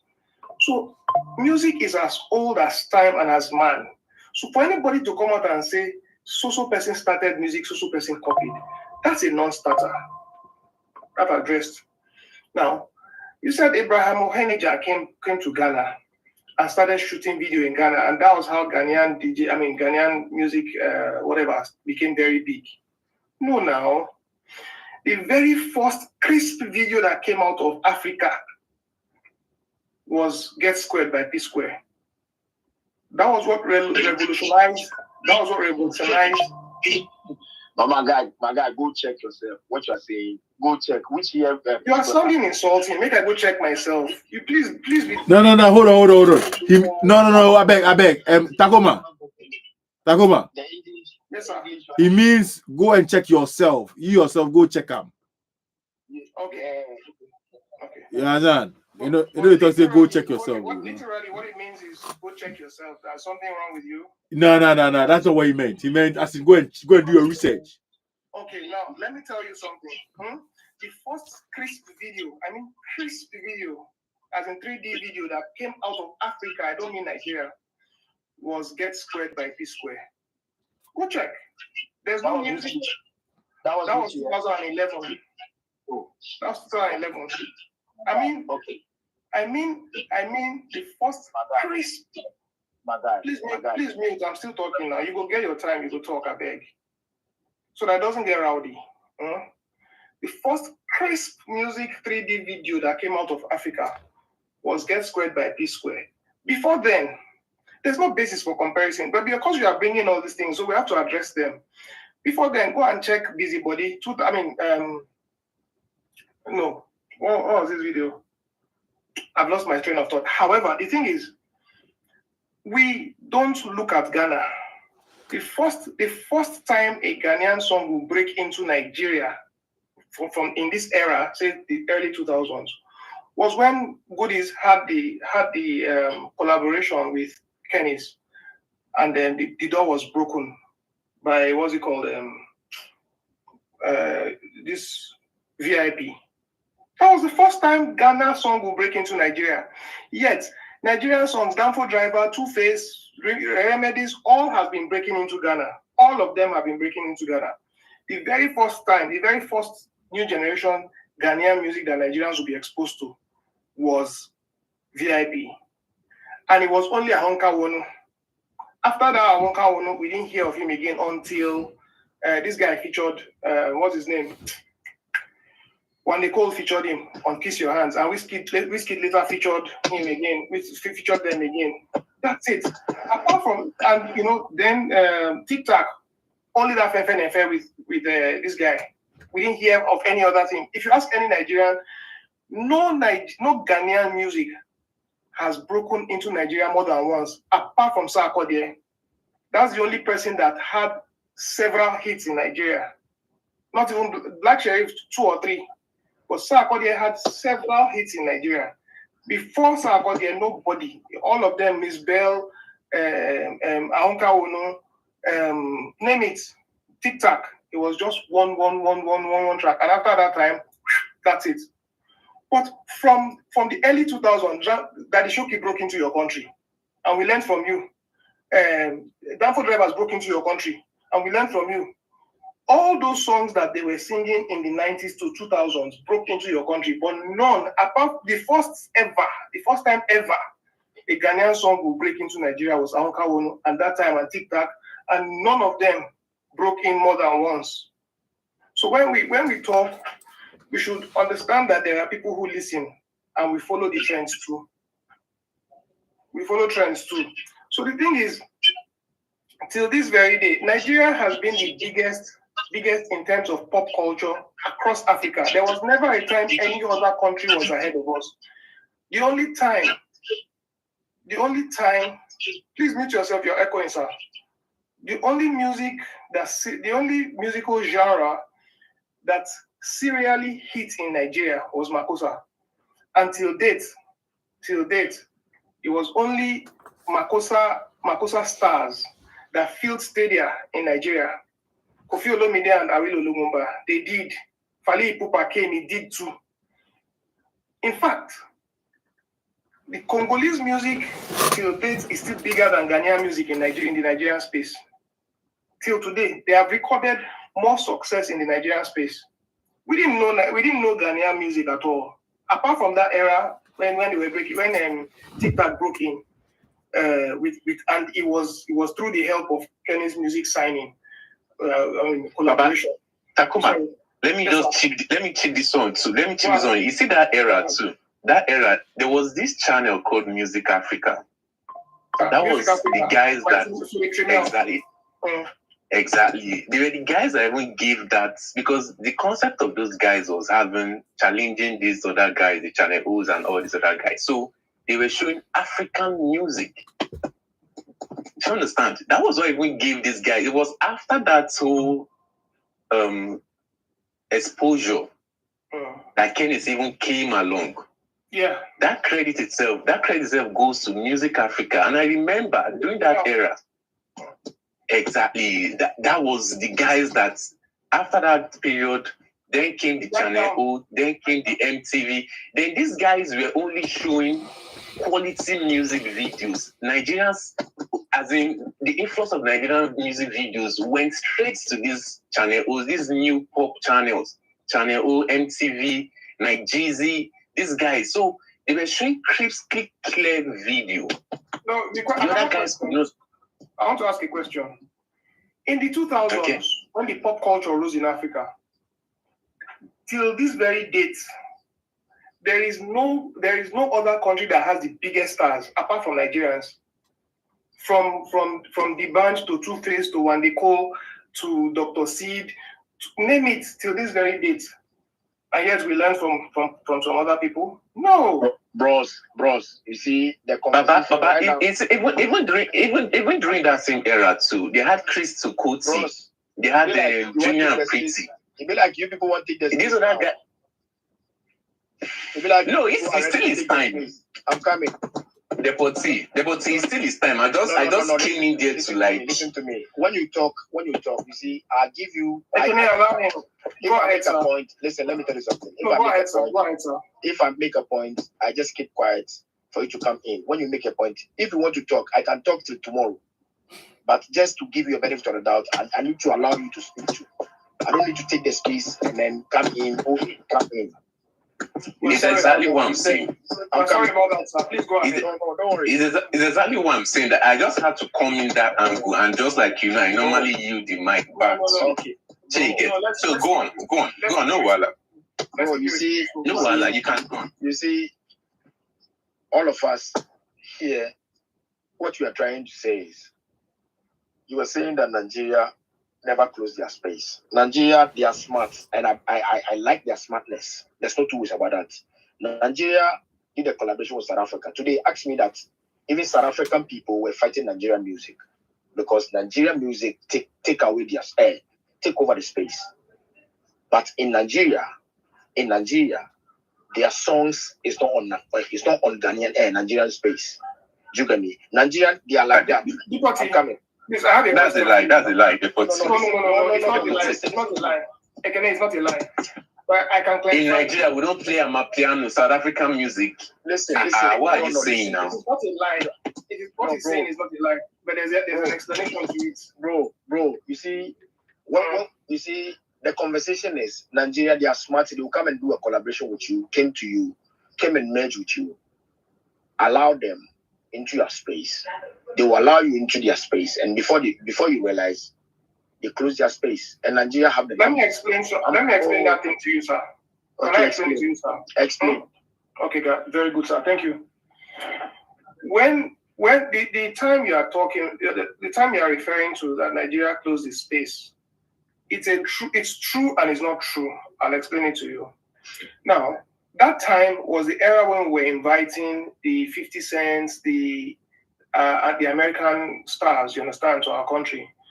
Because I'm not Gen Z. I'm above 40, so I know everything I'm talking about. Nobody's Gen Z here. Yeah, I know what I'm talking about. That period, I was a very, very ardent radio listener when I did go up that time. You know, and a radio I did listen to. In fact, I went to buy that Nokia radio phone. It was American music. It was American pop music. It was American pop music. So our radio wave was flooded with American music. And we had our own local music. So Kenny's music, that's Die or D1, was asking questions. He was asking one radio host at that time that, do these people know you? Does 50 Cent know you? Does what's her name, Ashanti, know you? Do all these people know you? Do they say thank you when you play their songs? But the Nigerian stars, if you play their song, they appreciate.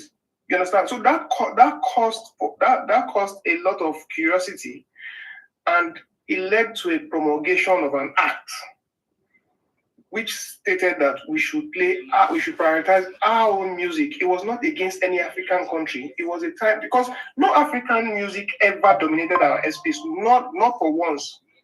So it was against the influx of American products into our airways. That was what happened. Now, if you say we closed our airspace, why then did Black Sheriff Second Sermon get the #1 spot on our airways? I'll tell you why.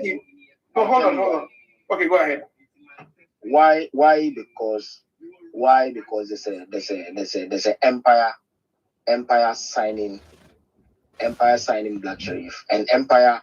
We know Empire is not for Nigeria. The main owner is Palestinian. I'm coming. The main owner is a Palestinian. Gaza or Ghazi is the owner of Empire. But the majority of the people that are taking care of Empire industry, Empire entertainment in Africa, majority of them are Nigerians. So definitely, when they took your artist, signing an artist, and then they are working for him, they are working with him, definitely they should make an effort to make it go that kind of mileage. Do you get me? What you are saying today about our music space or about the music industry, I'm happy that you people, your brother didn't debunk about who started it or who did not started it. When I see that you are trying to have a problem about who started it, you can start your music. I can start my music in my own corner doing it. But the one that will put it commercial first, when you put it out for commercial first, definitely the world will identify you as first person to start doing it. Which song are you talking about? Which genre are you talking about? When you check, listen, okay, the era, when you check the music, Nigeria, Ghana started the music. Which in music? New highlife music. You can Google it right now. Check on your Google. Ghana and Nigeria, who started music? Music. Don't say music. Every place has its music. You're generalizing. Don't say music. Bro, listen to me very carefully. When I'm talking, I beg. Don't try and I know what I'm saying. So it's not like I'm trying to frame a story. You have a phone on your hand. Once you are talking, you can check it. I didn't put it there. I don't know who put it there. It's there. But you're saying music. That's what I'm saying. Go and check. Music, when you put it out. God. When you put music out first, the world and everybody will see it that you are the one that released this song first. Up to now, you can go, apart from the King David era, we are not there. But today, when you ask who started music first, Google will show you the person that started music first. Because the person put it out for commercial. You can be doing it in your washroom, doing it in your house. That one, nobody knows. Nobody knows about your music. But when you put it out, commercial purpose, definitely they will identify you that you release a song this year, and that one is out there. People may know. So what I'm saying is not like maybe I'm trying to frame a story. You can check it yourself. Sorry, Deportee, I just checked now, and there is no way what you're saying now correlates with Nigeria about who put out the first music. No, that's what I'm saying. When you check, the person that started first music, it's not about Ghana, it's not about Nigeria. But when you check between Ghana and Nigeria, your own conversation is between Nigeria and Ghana. So I'm saying between the two. I just searched the history of the first Ghanaian music. I just searched the first Nigerian music. So I can't even find what I can see is okay, check the first Ghanaian music. Check the first Ghanaian first Nigerian music that came out properly, like came out on record. Check the year and come and check Ghanaian year. All right, so you want me to check first Nigerian music record? If you like, you can check Ghana and then go and check Nigeria if you like. I will check for both. Check once we are talking. Go ahead, please. Go ahead. Yeah, exactly. So you see, the conversation is Nigerians. I'm not trying to I see that you people worry so much about if I said maybe Ghana started music first before you guys. You get angry about that. You can start doing music in your home. Nobody knows about you. We have a lot of artists that they start music for way back. But once their music is not out there, nobody knows about them. Sorry, Deportee. Yeah. Sorry, I will just interject then go out again. It's not like we are angry. It's not becoming a common feature in Ghana. No. Any little thing. No. No, now. Wait. No. Bro, listen. Don't talk if you allow. No, listen. You see, now listen to What me. is what I see? I beg you, no, listen. When you don't talk for us, we are Ghanaians, we can defend ourselves. We don't have spokespersons. We spoke for ourselves. Okay. Ghana, when we say Ghana music, you see, today, this conversation that we are having. No, hold on. You're missing the point. I said the first person. You see that first person conversation? That's what I'm speaking to. That is now becoming a common feature in Ghana. Any small thing, we are the first. They came to learn from us. That's the history. Any small thing. No, when it comes to Africa, I know I'm coming. No problem. It's the latest. No, hold on. Sorry, sorry, please again. I just asked Google, what's it called? ChatGPT. The first Nigerian music record was recorded in 1925 by Fela's grandfather, Joseph Sam. Jesse Kuti, I have that record. It was the first to even have a music studio. Sorry, sir. The first Ghanaian music was recorded in 1928. Let me play. 1923. Go and check again. 1928. Go and check again. It's 1923. I'm asking ChatGPT again. First Nigerian music record was recorded in 1925 by Reverend Josiah Jesse Ransom Kuti, who is also known as Fela Kuti's grandfather. On the other hand, the first Ghanaian music record was recorded in 1928 by Jacob Sam, Did you hear that? also known as Kwame Asare. I'll give you the 1923. I'll give you the 1923. I don't know the source. Did you hear that? That's ChatGPT. I'll give you This the is your 1923. ChatGPT vibes. Even that Jacob Sam in the mention, is it that Jacob Sam is not mentioning? Jacob Sam learned this same high life from the Kru Coast people, known as the present day Liberia, Sierra Leone. They were the ones that taught this guy that palm wine high life that Ghana is even running with. That's why I say, see this high life is a West African sound. Except Jews, Jews, the popular producer, he mentioned the same stuff and he was cancelled for it. Jews mentioned the same stuff. They cancelled him for Ghana. Jews mentioned the same stuff. They cancelled him for Ghana. It was even part of the reason they even killed his Azonto and all those who fight that year. They cancelled my nigga they said he was blaspheming. That was ChatGPT. Jacob Sam was the first person to record high life. Jacob Sam was also the person that learned from the Kru sailors, present day Liberia and Sierra Leone. These guys were missionaries. They were moving from country to country, playing their music. Look, Nigerians just want deal, but if I want to scatter the table, they will scatter it. My guy. You see the conversation that we are having. You guys are here just to talk about. Tell us the first Ghanaian record ever recorded. Tell us the first Ghanaian music ever recorded. Oh yeah, ChatGPT. Oh yeah, talk. Okay, I'm coming. I'll set it for you right now. Talk. I'll look for it right now. The first Ghanaian music record ever recorded was Ya Ponsa by Jacob Sam, also known as Kwame Asare, which was released on Zonophone Records in 1928. Sam was the leader of the Kumasi Trio, and their music was considered the first indigenous style of Ghanaian highlife music, also known as palm wine highlife music. Interestingly, this record was recorded in London and was sung in the Fonte language.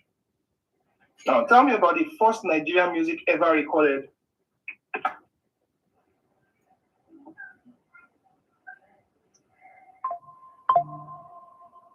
The first Nigerian music ever recorded was a series of Yoruba hymns recorded by Rev Josiah Jesse Ransom Kuti in 1925. He was the grandfather of the famous Nigerian musician Fela Kuti, and his recordings were released by Zonophone Records, which is now part of Warner Music Group. These recordings are often considered the first formal effort to commercialize and popularize Nigerian music. And Rev Ransom Kuti is sometimes referred to as the first Nigerian artist to release an album. Quite an impressive legacy, don't you think? That was ChatGPT. Did you hear that? I hear that. I'm coming. Imagine at this time they were already partnering with Warner Music parts as in at that time. As in we hear all this at first. We hear for 30 December. We hear for Jollof. We hear for this one. It's now becoming a move for Ghanaians. Okay, the most started 30 December. It started that one. Nigerians will not be like last year, last year I was talking to a classmate of mine, a Ghanaian, and she said she just got one white guy. You understand? And the guy has a lot of money. So I said, so what do you do? What do you now do with the guy? She said she was going to take the guy home to Ghana to start real estate business. She was going to make him enjoy 30 December in Ghana. I was shocked. So Ghana know about 30 December. You understand? They now, only for me to see this year that they started claiming that 30 December. I said, 30 December? But they're claiming it to they're mixing the year of they're mixing year of return and 30 December. Whereas 30 December don't they happen. 30 December since when I get small. From Calabar Carnival, they say as they do them. And you know that whole thing is you see this whole thing. Nigerian lexicon easily finds its way to Ghana through our movies, through our music. So that whole thing. Sorry, again. One funny guy came out on Meister. He now started lying. He started lying on live TV. It's in the they pay me like you. It's even on that same tweet. They correct the guy. They correct him. Say they correct him. You say they claim saying that you Mr. Easy that grew up in Nigeria that knows about the Nigerian setting. Carry the same go. No, Mr. Easy grew up in Ghana. Do you understand? So he came to Nigeria. He heard that thing. Of course. He can't carry and go Ghana. Ghana comes in and then get up. And that Mr. Meister, come they lie. Something we've been using since I was a child. If I'm in my 40s and we've been using since I was a child. For those that don't know, dirty means a person I don't dirty. Shayu. And there's one thing that happens there. You see in the streets formulates slangs. And once they formulate slang, the artists quickly pick them up. Bonner boy, you see last. Person I go to say a Bonner boy former. But whereas last is a lexicon in Nigeria. You say the other way you say even talk, say you go explain. It's a normal slang in Nigeria. That one now is exactly wutu. Now OGB cultists now make that one popular. It's big deal. Then somebody go come and say because I na me first use and do shoe, na me get them. Even Mr. Easy, when they look and be on, okay, you have some roots. Who are you? You're claiming what is not yours. They're not born Mr. Easy where make it talk to 9 start 30 December. They're not born and where to talk to. Wow. They're not born. The guy sharply go trademark the parole now. He sharply go trademark. Okay, bros. Yes, sir. Can you hear me? Yes, sir. Okay, Ghana music industry has been active since in the 1920s. What was the first recorded record in Ghana? I'm looking for it, please. I'll show you. I'm on net. Once you guys are talking, no wala, yeah. No wala. So Baba, you see that whole parole? Even Mr. Easy himself cannot even claim something that is in the streets. So they use the jab ourselves. You can't come and say no, now you. Many slangs. many slangs. Like if one is Baba, this guy they take the thing serious. So like now we are, and the thing is that new one don't even come out now. Yesterday on Joe FM? Kwame Dazi they thought say we are coming to learn 30 December from them. We are coming to learn year of return. That's what he said. That we are coming to learn year of return from. You don't have any. Okay, you see, they should just tell God that US destroyed Nigeria with terrorism. I swear to God, Ghana and Nigeria are supposed to have the same conversation. They should just tell God that US destroyed. You guys heard that whole gist now that US was sponsoring terrorism through USA. Don't let's go there. Don't let's go. No, I know. You know what I'm saying? This tourism was big. Sorry. Tourism was big. Sorry. Now I've left that place. Tourism was big before terrorism came in. Let me tell you something. So you know how creative we are with words. Do you know the name of Lagos? The street name of Lagos. It's a Portuguese word. No, I don't mean that one. I mean the street name of Lagos. Las Gidi. Eko? That's what we call Lagos. Oh. Las Gidi. Oh. Sure. Las Gidi, that's Lagos. If you hear any Nigeria talk say Las Gidi, that's Lagos they are referring to. And Deportee said Deportee said another thing, that they start movie before us. That one I like. Paugunde was like the first. Paugunde is from the southwest. You can Google that one too, if you like. I know it's we don't need to Google it. We have it upstairs here. Okay, Google it. Nigeria started. The first TV station in Africa was in Ibadan. In the whole of Africa, the first TV station was in Ibadan. Nigeria started TV before Germany. So for when you see that one, you're gonna start this thing for us. My guy, check. Go. Even for movies. The checks, Baba. Even for movies, Egypt and Tunisia are ahead of every other person when it even comes to movies. If you search them now in Africa, Bros, you mention Egypt. No, not the truth. So if you why feel you're trying to reference? What I'm trying to reference was Africa, there was this camera. There was this camera that they had then. All right, this. Even in Africa, when you rate music, even in the 2000s till now, Ghana no come third for Africa till now. Your music industry is not even third. When you talk of African music, if you call NAIJA, you call NAIJA, you call South Africa, then you go Congo, Tanzania before Ghana. Bros. Yes. When you check, as you said, they are on the first record. As I was saying, you see, right now, I agree with you. As you said, the first record that they recorded in London, that is out there is 1928, right? That one is a fact. But the music started in the 19th century.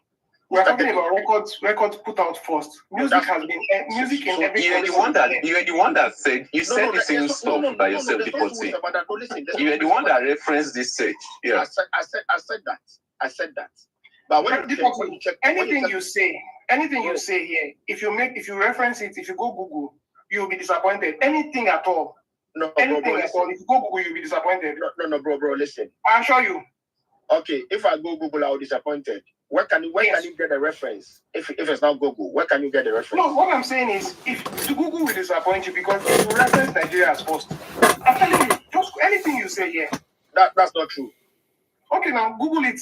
That first, you've been on this trying to Google it since you've not gotten it. No, I got it. That's what I'm saying. That when you check the highlife type, not knowing that I was talking about the highlife. The music, we started the music by putting it on record. Was on record in the 1920s, Germany. By the 19th centuries, when you check the 19th centuries, we started the music way back, according to Google. Every culture has music. Baba, you're saying the same thing. You're saying what Takuma is saying, Baba. You're saying the same thing he's saying. Bro, listen. Why are you trying to do like you are trying to gang up? Listen to me, word for you. You're not ganging up. You're repeating what he's saying. Listen to me. All right, let me hear. Two of you on me. I listen to you guys, both of you, and give you answer. So when you're trying to give me answer one after the other. Don't try and do like you're trying to gang up. Listen to me, please. What I'm trying to talk to you guys, I'm talking to you guys, two of you. And guys, mute your picking now. Mute them.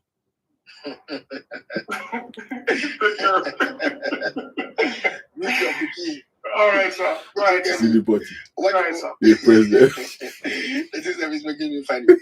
According to here, the highlife type of West African popular music that originated in Ghana in the 19th century, later spread West Nigerian and then flourished in the both countries in the 1950s.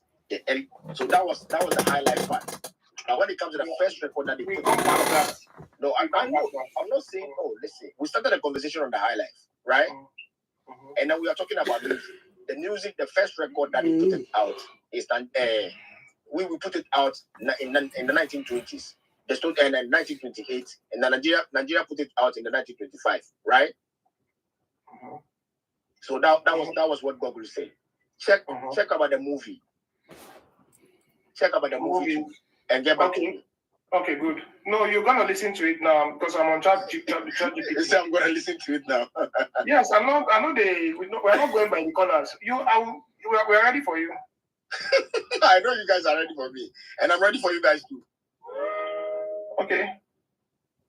Yeah, could you please tell us the first Ghanaian movie, the first Ghanaian film ever?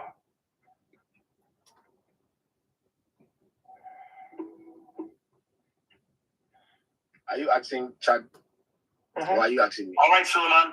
The first Ghanaian movie ever made is widely considered to be Zinabu, which was released in 1987. It was directed by William Akufo and Richard Cordy. That's notable for being the first Ghanaian film to be shot using a video camera. The film tells the story of a witch who converts to Christianity.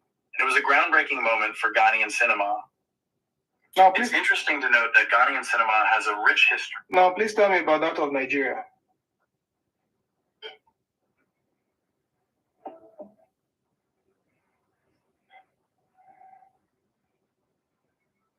Suleiman, the first Nigerian movie ever made, is generally considered to be Palaver, also known as Palaver, a romance of northern Nigeria.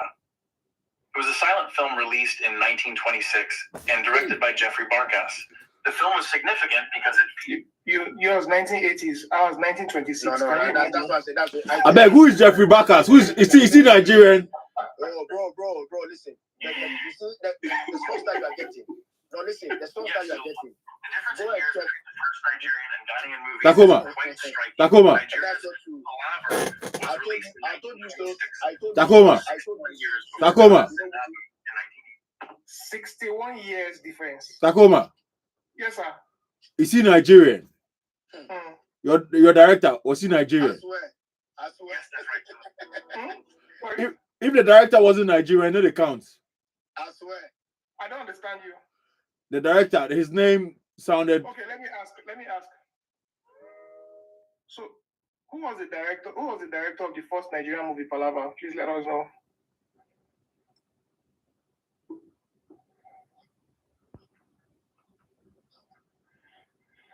Suleiman, the director of the first Nigerian movie, Palaver, was Jeffrey Barkas, a British filmmaker.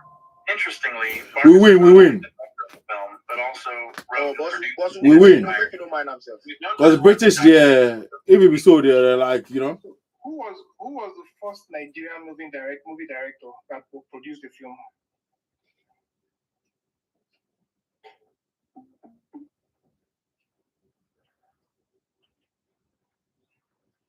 Yeah, you see this one, eh? Okay. Was entirely written and produced by a British filmmaker named George. Yeah, Slave Master. You know? I'm asking. No, Nigerian movie. Bro, director. Nigerian movie director. We were a director here in Makufu. So Makufu be. No, bro, make I tell us something, sir. The way they get, we get same thing here. Ghanaian cinema officially. No, hold on. I'm coming. Let me land, please. You can Google it. Okay. Which year did Ghana started moving? No, I just wanted to make a point. During that era, you know Femi Jacobs. It's not Femi Jacobs. Bro, listen. No. Now I will yield for you, but just hold on. Let me just push this one out. You see, during this era, before we leave this conversation, you see this era, Femi Jacob is still alive today. Many of those guys there was that collaboration between the British and Nigeria. So that's why it's even funny when you even hear people say, oh, they started it first, whereas these guys are already doing that collaboration. You just heard the one you heard about Jesse Kuti, that his first music studio had a collaboration with Warners. That was what was going on in the era. So you can go ahead, DEPORTEE. Let's have your own facts.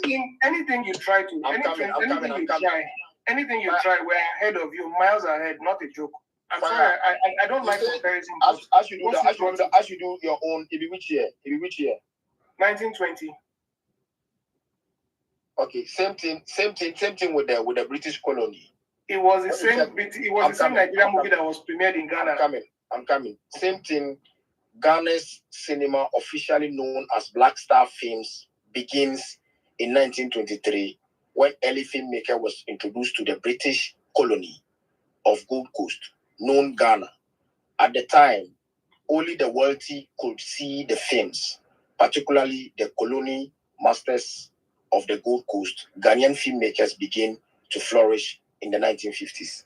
So you see, when you Google Nigeria one, Make a Google Nigeria. Okay, make a Google Nigeria. Google Nigeria. Google Nigeria, they say Nigeria. Two-Face. That song he flop. That song he flop like stew. Are you listening to me? Go ahead, sir. Say, Nigeria's film industry dates back to a time when colony filmmakers produced films from local audience. These films such as Palava, 1926, and Sanders of the River in 1935, cast Nigerian actors in speaking roles and then were showing in Hills nationwide to tenor audience or something. So according to here, Nigeria started in 1926.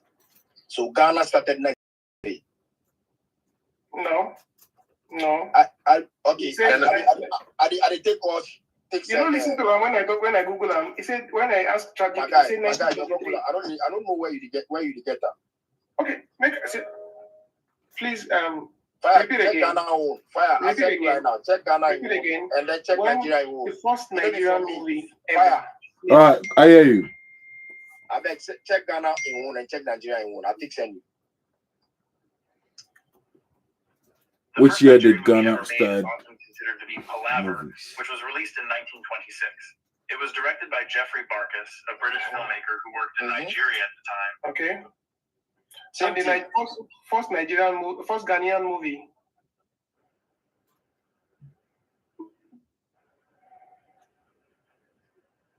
The first Ghanaian movie ever made is often considered to be Zinabu, which was released in the Zinabu not be true by William Akufo and Richard Quarty. Zinabu is yours, 80. In fact, if we make we leave that one alone. Make it come to Mirror in the Sun, which was in the 70s. Yeah. So let's leave colonial era. Maybe come back to, let's come down to when the two countries started movies on their own independently. You understand what I'm saying? Yeah. Yeah, that let's leave the colonial era. When we stand on our own. When was which was Ghanaia's first movie? Naim be the Zinabu. Zinabu, and that was 1987. And we in the 1930s. No. Zinabu was 87. Yeah, Zinabu in 1987. Yeah. All in the 1930s. Anything where you want to talk, from movies, anything, culture, pop culture, in Nigeria get out. Oh, Charlie. Now we don't open Tete. The oldest man in Canada is a Nigerian. He's 103 years old. There's a Ghanaian movie. There's a Ghanaian movie called "I Told You So." It's in 60s or 70s. Hold on, make I ask ChatGPT. Yeah.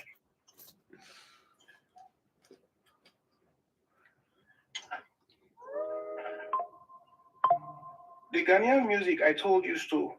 Ghanaian movie, I Told You So, not music, movie. The Ghanaian movie, I Told You So, when was it recorded? 1970. 1970. So when you check, I apologize if I'm misunderstanding your question. Are you asking when the first Ghanaian movie was recorded? If so, as I mentioned earlier, the first Ghanaian movie is generally considered. There's one, I Told You So, is a Ghanaian movie. So when was it recorded?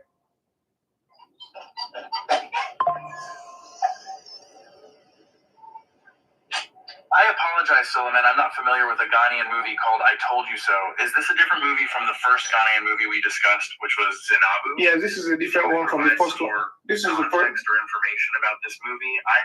This is different from the first one we discussed. The title is I Told You So. Please, when was it recorded and released? Bro, you can check it yourself. Forget that guy. Okay. That's what I said. I'm 1970. Ours dates back to the 1930s. Ours dates back to the 1930s. Which movie? You understand? 1930s, we don't get release movie. Which movie? Make I ask ChatGPT again. Please tell us the movies from Nigeria in the 1930s. Oh, if you ask them like this, we do. Wait now.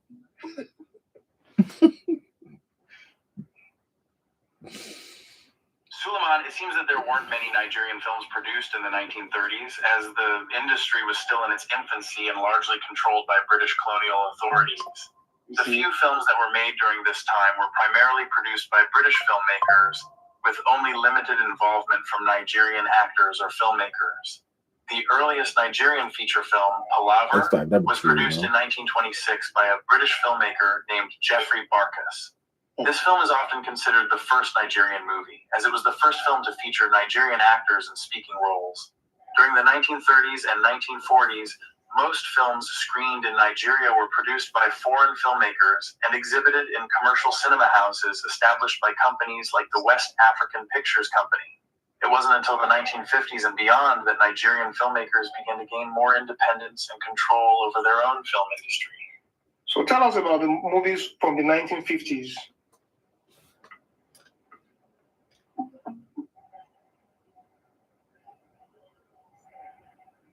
Suleiman, during the 1950s, the Nigerian film industry was still developing, and many of the films produced were made by foreign filmmakers. However, there were some notable Nigerian films produced during this time, such as Nigeria Greets Her Queen, 1957, Pincho, 1950s, and Freedom, 1950s. After Nigeria gained independence from Britain in 1960, the cinema business expanded rapidly. But there was also a significant influx of foreign films from countries like the United States, India, China, and Japan. So we started independently in 1957. 1957. Yes. No, listen to him very carefully. Ask him the question again. He says, listen, let me tell you what he said. He said, don't tell me. No, say it. Ask him again so that he says so that I will listen. Please listen well.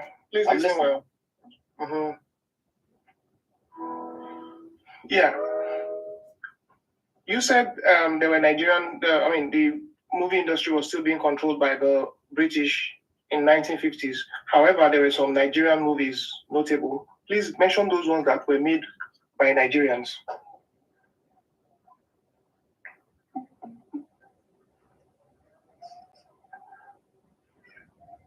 Based on my research, there were several notable Nigerian films produced in the 1950s, including Fincho, directed by Sam Zeba, and Freedom, directed by Vernon Messenger.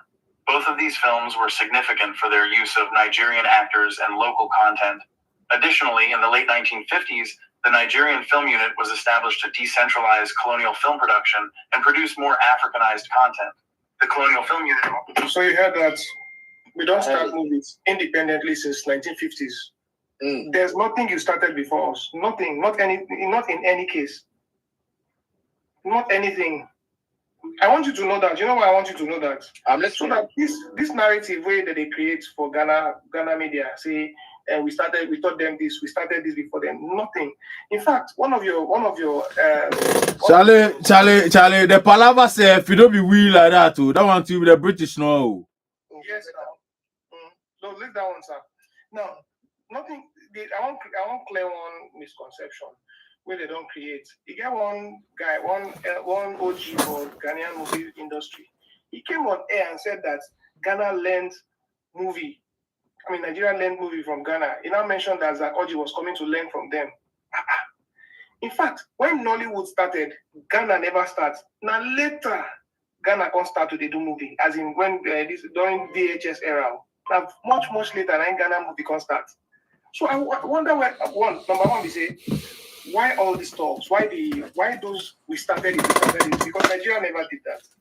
Why I want to understand where that is coming from. Because if you ask me what that means, I think it's a show of inferiority complex. Because one person is doing well, so you want to give yourself reason to be happy. There's no need for all that. No, listen, bro. You see what you're saying? For all that. No, I get you the angle that you're coming from. But you see, the history that we learn and the history that we know is we started these things as we're talking about who started it and who didn't started it or who started it before. We never listen. You see,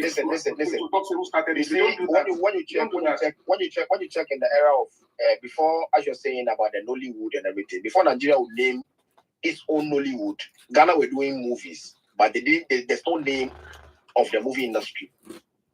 the time of the Diabolos, the time of the Bukum Lion, can it be? Those times, those movies, they don't have a name for industry for the movies. You get me? So the time that Nigerians start doing movies way back. The movies start going across Africa and everything. That one, there's no two ways about that.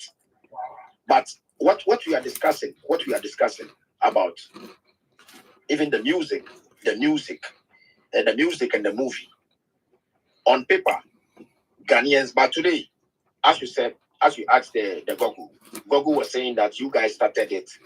But when you check the British colony and everything, they are the one that directing the movies and everything. Same thing applies to Ghana in the 1923s and everything is the British. But when you ask them, I just asked when did we start independently? It says 1957. You started 1980 something. That's not true. I was telling you the 1983, the 1980 that you had mentioned about, the 1923, the 19, even the one that I told you about, I told you so. I told you so was strictly Ghanaian movie, Ghanaian directors, Ghanaian everything. There's no any. Which year was it? Which year was it? That was like the 1970. I forget. You know. Okay, even if it's 1970s, we started in 1950s. Even in 19, I'm coming. Even in 1950s, I saw some movies that we started in 1950s. No, you didn't start movies in 1950s. No. We started moving in not the time that Nkrumah collected the independence. There are a lot of things that we are doing in this country that the African continent they are not aware of it. But Ghana is doing it. I told you so was in 1970. I told you so. I'm looking at it now. I told you so. Let me read from Wikipedia. I told you so is a 1970 Ghanaian movie. The movie portrays Ghanaian and their way of life in a satirical style. It also gives insight into the life of a young lady who did not take the advice of a blah, blah, blah, blah, blah. Yes, 1970. We started in 1957. Nothing we learn from Una. I just want to clear that thing. Say, we don't learn anything from Una. Nothing. In fact, if it's anything to go by now, Una supposed to even learn from us. Why? We are a bigger nation. We are a more populated nation. We are a more ethnically diverse nation. So now we get culture pass. Now we strong for culture pass. So now supposed to learn from us, not we learning from you. Because we are bigger in terms of population, we are bigger in terms of ethnicity, we are bigger in terms of size. So now we get more to offer, not you. So now supposed to learn from us, not you learning from you. And mind you, the pop culture, Nigeria is big in pop culture. So no way we want to. There's nothing that Ghana has that Nigeria needs. Nothing. Now the last I agree to now. Apostle, I hear. Welcome, sir. I agree to now. I did talk something first. You understand? Because one of your stars, big star, he came on TV and said Sarkozy came to learn movie from them. We started a movie industry that was established, very established, long before Gollywood came up. So tell me which area? No area where we not take senior Ghana. No area. Not be saying we senior on our small. We senior on our well, far. So I don't know for anybody to come on TV to come to talk all those things. Ghanaian media they talk. It means that because number one, there's no basis for it. So for anybody to say it, it means therefore that person is feeling inferior, and that's a bad thing. That's a bad place to be at. Yeah. Anyway, I only get 5 minutes at the break, but what's in the DEPORTEE talk and blind and true. Because I remember when my grandmama, my grandpapa, when they married, I realized they only they dance for the occasion. There was no music that time. They're not the same. They dance. Now from there, some Ghanaians constantly say, that's what they dance to now. So now from there, Ghanaians want to teach them, say no, see how the people sing before you dance. So we went to the DEPORTEE talk today for it. Of course, you know where at all. Yeah. Anyway, my breakdown finish. You know, so they also here and the US will be. So later. Yeah. All right.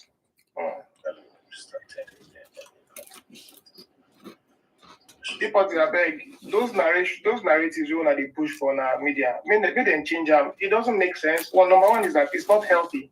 Number two, there's no competition. Even if you start them, it doesn't mean anything. Even if that's true. The reason we're making this talk is that we just want those things to end. And there's no fight. If you start to give you your credit, we don't. So if South Africa start a piano, Takoma. and we see the Bernadette still get them. Takoma. There's no need, sir. I beg, ask ChatGPT, say GPT or whatever they call them. Say where they do the first cinema for? Okay, the first cinema in Africa. Yeah. No, in the 1920s now, both Ghana and Nigeria. Or at the same time? I think so, yeah. At the same time, the 1920s. People where you pick up pastors, why they go do? Where was the first cinema in Africa created? I bet they say do in West Africa. West Africa. Oh, hang on. The first cinema in Africa was established in Cairo, Egypt in 1896, just a few months after the first public film screening in Paris by the Lumiere brothers. How about in West Africa? It's Ghana, 1877. In West Africa, the history of cinema is closely tied to the colonial era. While cinema houses were slow to spread in the region, by the mid-20th century, colonial administrations began using film as a tool to convey colonial culture to African subjects. Both British and French colonials saw film as a means to shape public opinion and promote their own agendas. However, it's important to note that West African filmmakers like Ousmane Sembene of Senegal and Hobert Ogunde of Nigeria also began producing films that showcased the region's rich cultural heritage and challenged colonial narratives. These filmmakers played a crucial role in shaping the development of West African cinema and pushing back against colonial influences. What year was this?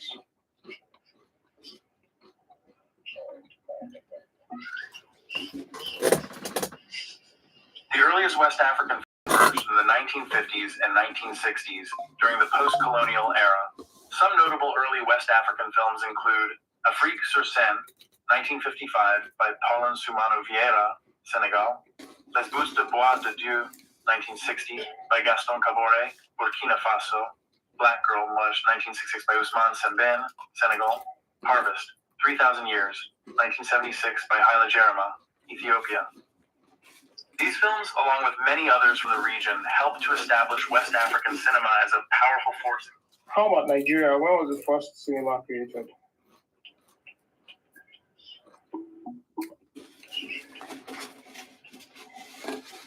I'm going to trust ChatGPT. In Nigeria, the first feature film was Palaver, which was produced in 1926 by... I mean cinema culture, not the film.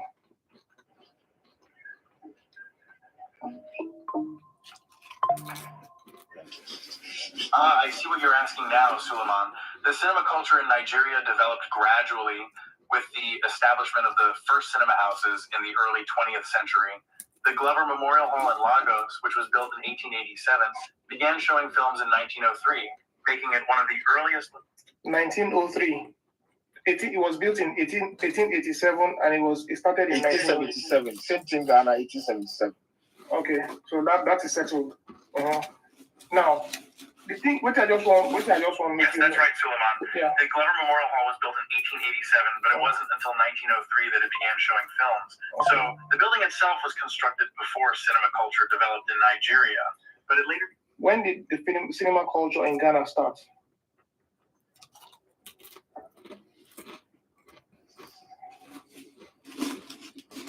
Cinema culture in Ghana has a rich history dating back to the early 20th century. Some notable milestones include 1923, introduction of early film. The same, 1923. Yeah, that's what I said, the same thing. So the thing is, no, I started in 1903. You started in 1923. Hey, Charlie. Yes, 1903. You started in 1923. 1923. It's not 1903. Yes. No, I started in 1903. The building was put up in 1887. Same thing, the building in Ghana, I was reading it here. In Ghana, the building was built in 1887. Not when the buildings, it was when the movie started. It was 1903. Yours was 1920. He said 1923. He didn't say 1923.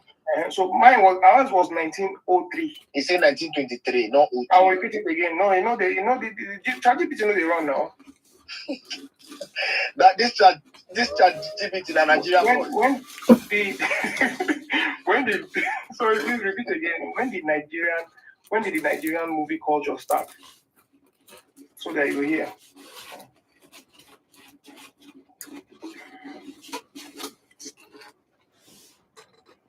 Suleiman, the Nigerian movie culture began to develop in the early 20th century, with the earliest known film screenings taking place in Lagos as early as 1903. 1903. It wasn't until the 1920s and 1903. You heard that?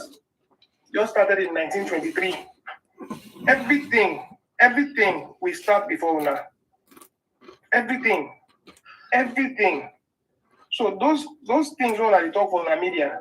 Baba, independence, who connect our first? Yes, of course, we give that one. That will not be issue. Everybody knows Ghana was the first country to gain independence in Africa. That's not an issue. Well, and another thing is that we're not dragging anything with you. We're just coming to correct the impression that you people have. It's simple. Do you understand? Because those things were spoken out of emotions. And one person will talk and the rest people will carry on. And they are not true. Which emotion? Which emotion is that? Yes, now because all these things are lies. You understand? Abraham Ohenijan came out and said that TikTok, the band was begging TikTok to feature in his music, and TikTok turned him down because he was too small, and that was a lie. But bros, you see, let me tell you big lie. No. Listen. There's no two ways about that at that time, because Tony Totula was bigger before Divine came in. So if TikTok was bigger at that time, if Ibrahim Injam was there, and then maybe the band approach, and then that one is normal. It do happen. So It's that a lie. Why is a lie? Why? Okay, good. The band was doing music in the UK. It's not big. Nobody know him. Listen to me now. I'm not saying whether it was big or not. I didn't say. Did I say it was big? He was doing music in the UK with JJC and 419 Squad. This guy, DJ Skills, was the leader of that band. Don Jazzy, the band, JJC Skills, Cass Beats, and the host of them. They were a group in London that time doing music. Yeah. So the band dropped from that group in 2005 and came to Nigeria and released Mogolo 11. TikTok was running in 2003, 2004. You don't know. Don't say that. It's a lie. No, listen. It's a lie, bro. No, listen to me, bro. You don't know. It never happened. But listen. I beg you, talk. I want to tell you. I want to correct you. TikTok released its first song, big song, catch the whole Ghana in 1999. TikTok. Yeah, go and check. No, I agree with you. Yeah, from the 1999, from the 2000s, TikTok was big. In Ghana, it wasn't in Nigeria. No, listen, TikTok. I want to let you know something. TikTok was big. Even the MTV base came and shot a video for him, featuring Samini. That was Kangaroo song, and those songs were huge song in Africa. That song did not enter Nigeria. No, you are lying, bro. I swear. No. Any Nigerian here, please talk. That song did not enter Nigeria. Bro, listen. It didn't enter Nigeria. Don't say. Listen. Sorry, sir. Your artists were big in your country. But you say you even say before you were saying something. Listen, before you say something about TikTok, VIP, their song start making wave in TikTok. VIP came out in 1998. From the only Awoka will enter Nigeria. No. Only Awoka will enter Nigeria. I'm coming. Before VIP would do song in our home. VIP was doing collaboration with Kenny's Music. When? In the 2004, I think the 2002, 2003, or no, 2002, 2003 is a lie. It never happened. The only time VIP broke into Nigeria was through Awoka Onu, and it was when Kenny's Music had that collaboration with Goodies Music. You understand? So they broke into the Nigerian market. That was the first ever in the new generation That was the first ever Ghanaian music to break into Nigerian space. That's not true. And that was it. No other music had broken before that time. And after that one hit, no other song, apart from when they jumped on that freestyle with Wande Cole and Talk to You by Whiskey, no other those guys' songs enter Nigeria. Never. It never did. So Tic Tac, it was only Fefe Nefe. After Fefe Nefe, we didn't know any other of his songs. Fefe Nefe is which year? Fefe Nefe is which year? Fefe Nefe should be 2004, 2005, I think. You understand? After that one, no other of his songs, Tic Tac song, entered Nigeria. Tiny, that is rap. Only one. The first Ghanaian to hit Nigerian music space more than once. First Ghanaian, Sarkodie. Before then, no other Ghanaian song. From Danfo Driver days, we don't enter Ghana. Daddy Shoki, we don't enter Ghana. Name it. No, Daddy Shoki doesn't have any big song in Ghana. Danfo Driver, fine. But okay, Danfo Driver, yes. Daddy Shoki never have a big song in Ghana. Okay, I agree with you. But from Danfo Driver days, we but don't enter Ghana. All that period, all the hits in Nigeria were hits in Ghana, but only those one songs. Liberty. Yeah. One name where we miss, we actually penetrate Ghana. Wow. Ask me, I be kidding if I know him. Be Raskimono. Thank you very much. Yeah, Raskimono is fine. Raskimono, yeah, big time. Thank you very much. Raskimono is huge here. Thank you very much. Majek Fashe. Makita, that was my favorite artist. I know Majek Fashe. Under pressure.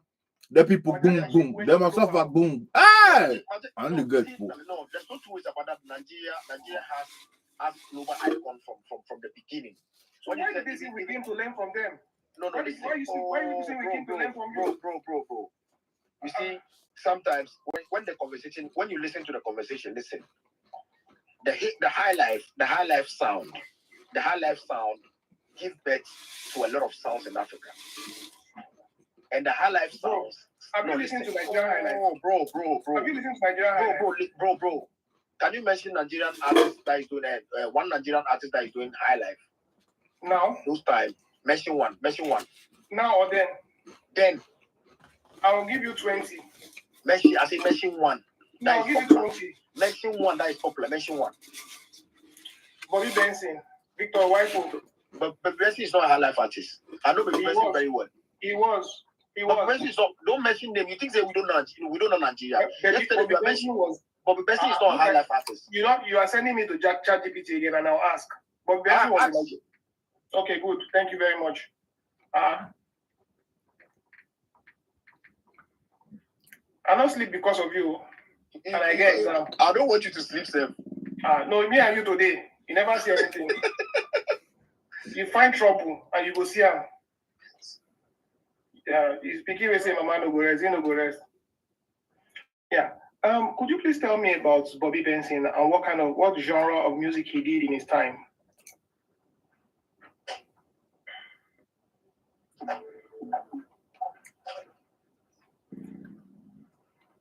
Sure thing, Suleiman. Bobby Benson was a highly influential Nigerian entertainer and musician who played a significant role in shaping the country's music scene. He was known for his versatility as he was a singer, comedian, and magician.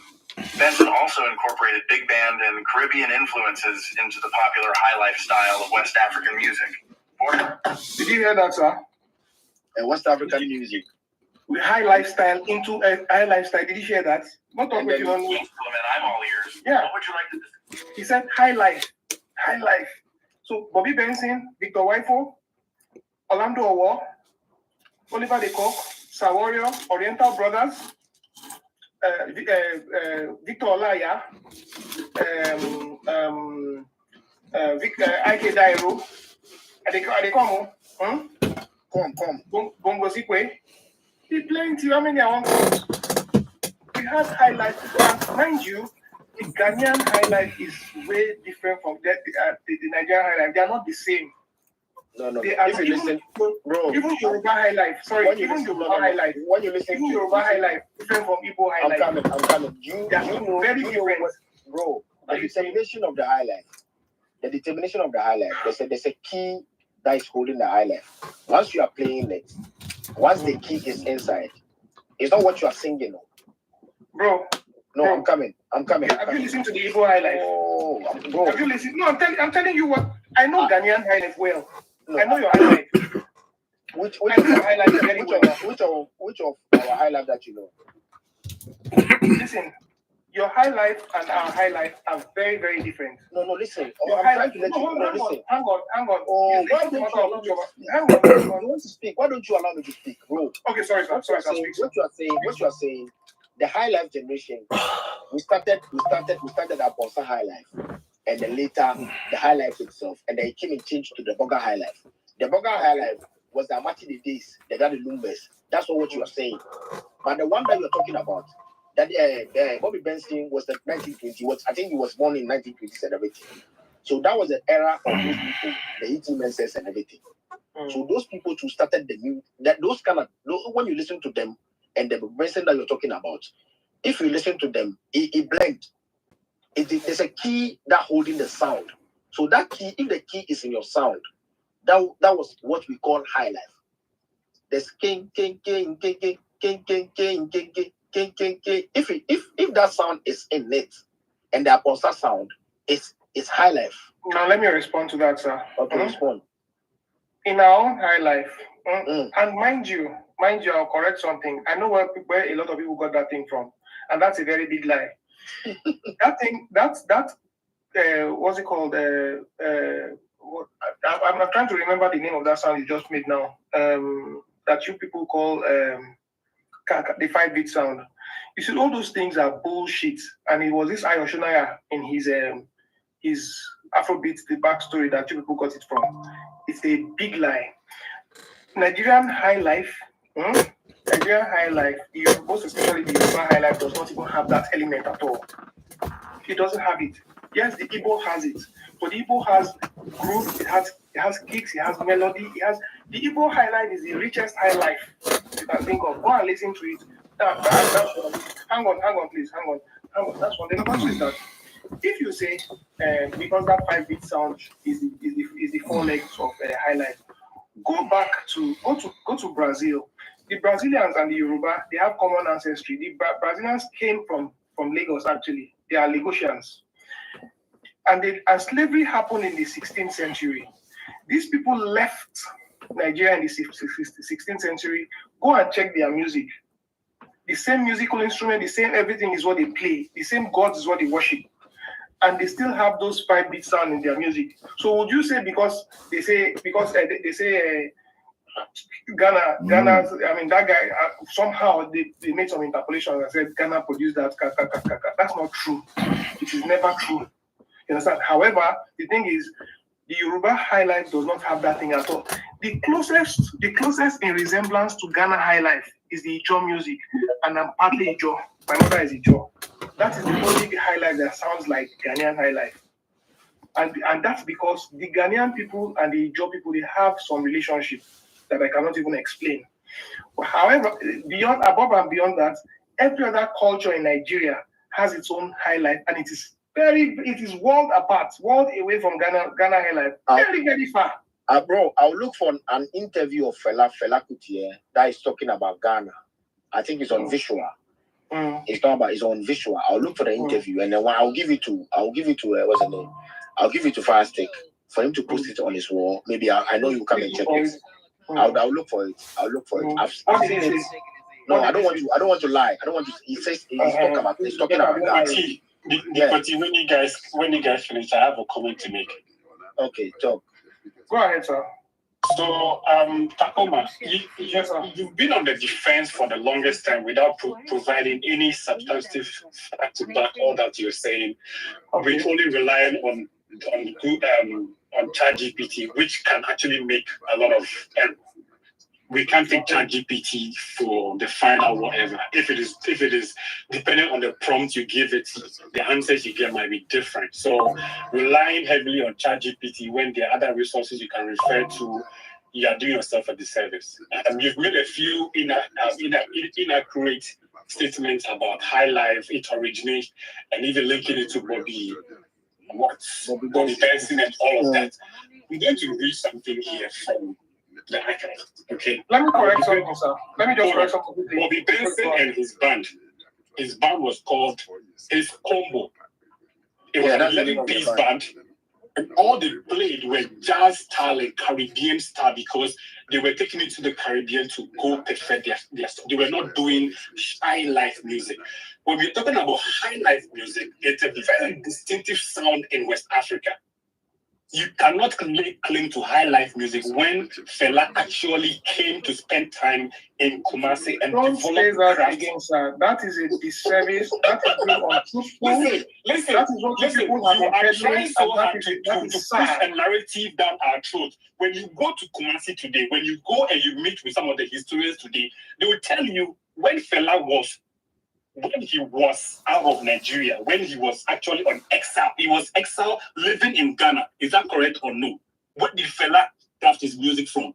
While living in exile, what do you think he was doing? Understand? Finish and I'll continue. Keep you respectful. Understand? Fela was in exile in Ghana. What do you think Fela was doing? You thought he was just sleeping and was just doing nothing?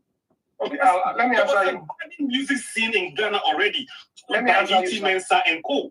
So from nowhere, Fela came and literally took everything by storm and brought highlife music to Ghana. Is this a narrative you are trying to tell us on this space today? Let me answer you, sir. Good. Just don't reference ChatGPT because that is bogus. So let me answer you now. Take it easy. Let me answer you. Fela schooled in Trinity College in London. He went to study medicine and he was failing. So his brother, Olikoye Ramson Kuti, had to come home and told the parents that this guy could not cope. And they asked him what he wanted to study. He said music. And they allowed him to drop from medicine to music.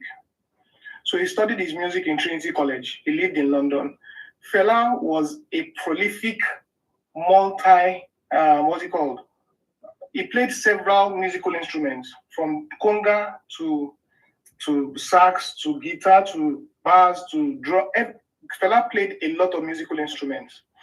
Now, Fela, what's it called? Ebo Taylor was Fela's junior in school in London. So that was when their friendship started.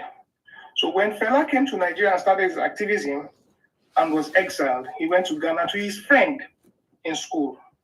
They were friends in school. And Fela was a little older than Ebo Taylor.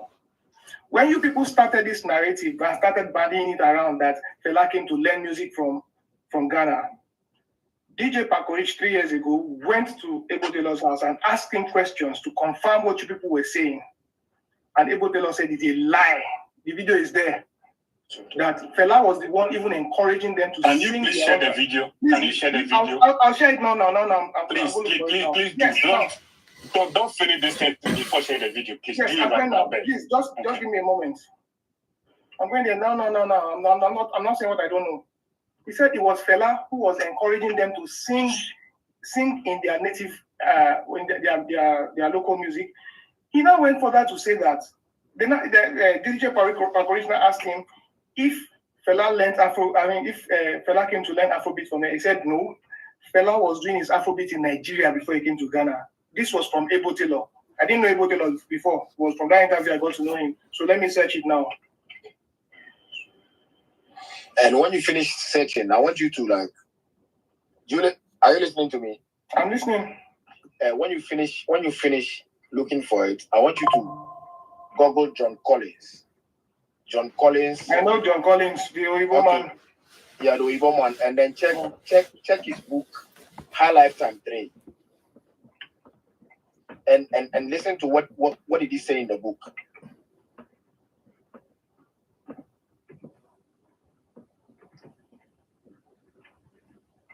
You really make ready, because today I'm ready for now.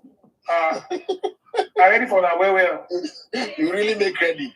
As I mentioned John Collins, so you say, oh, you know what we go. I know there's nothing you want to tell me. I swear, nothing you want to tell me.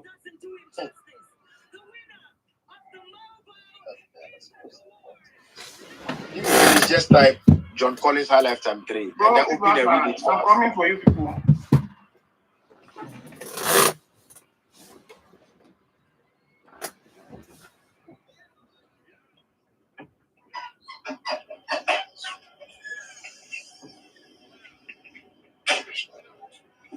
Can I post it on the YouTube page? Hmm? Should I post it on YouTube? I'll play it so that we listen to it. Yeah, you can play it and we can all hear you. Yeah. No, so that you can go listen to it by yourself. Oh my God, play the team could listen to the team and have a conversation now. Okay, good. All right. No, never plenty ritual.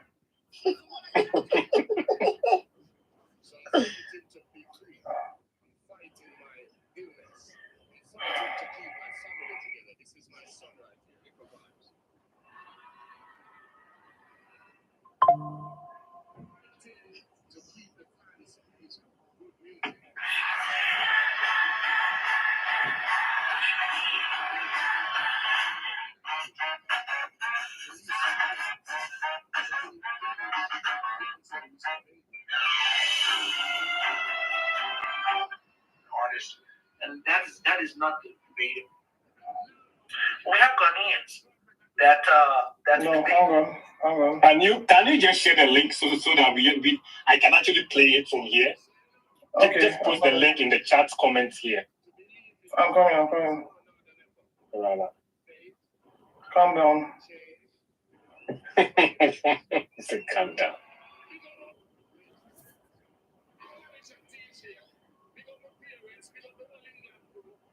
Fantastic. Yeah, man. Oh, that be a member. She be a member to when you fit it, man.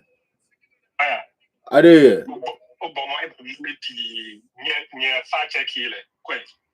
Oh, but it get chat GBT AI level. GBT we say we start. GBT Joe GBC Joe GPT. Quoi? We say what our first movie is in Abu.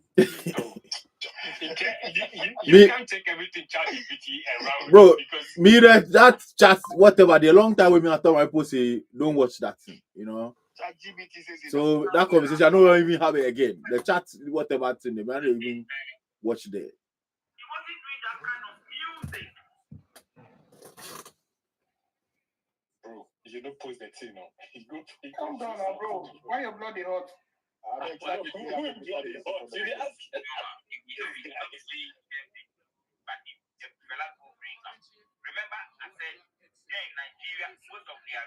This one are the bullshit one are they talking the talk.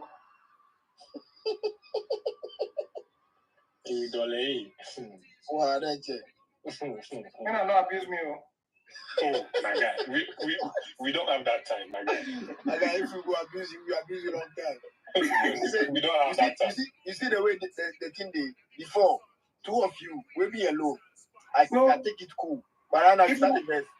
No, if I reach 20, I read you. I swear, I did. I know I know reach now. And don't be fight, too. My guy, not be fight. Not fight. Don't be fight. No, me, I did fight already. I don't dey sweat. Oh, my guy, make it no fight. No, I did fight. I don't wear gloves.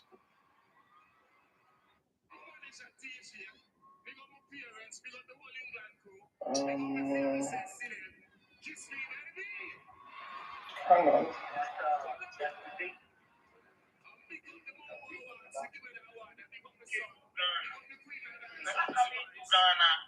Remember, Ghanaians were doing something. You understand? So the reason why a lot of people, the attitude that fella had was African. Who is talking? Hang on. I want just pour them to the plate because not long interview. So right now, who is talking? Who is talking now? He's a Ghanaian musician. So listen now. This is DJ Pakorich talking.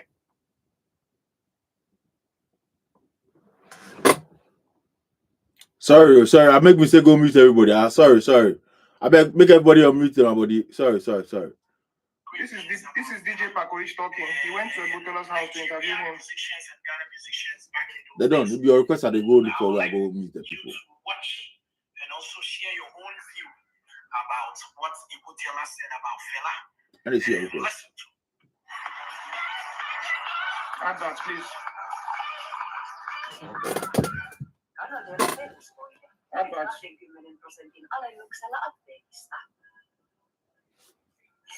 But the same time, we jammed with the Nigerian musicians because they also loved our life and they always come along and play with us, like Fela, like Peter King, like Mike Falana. I knew Fela very well because he was my friend. We always discussing. We said, Taylor, why don't you, play our own thing? We always playing jazz. Jazz is for the American, and so we all started looking, on our own table, So he started the Afrobeat in Nigeria, and he was very successful. Okay, so you heard Abel Taylor say that. You heard that? You heard that? He started his Afrobeat in Nigeria and he was very successful. He started Afrobeat in Nigeria. We're talking about highlife. Highlife we're talking about. Whatever said. The conversation we were talking about was about highlife. No, sorry, sir. Don't be economical. We've been having highlife conversation throughout this whole time. I never mentioned anything about Afrobeat.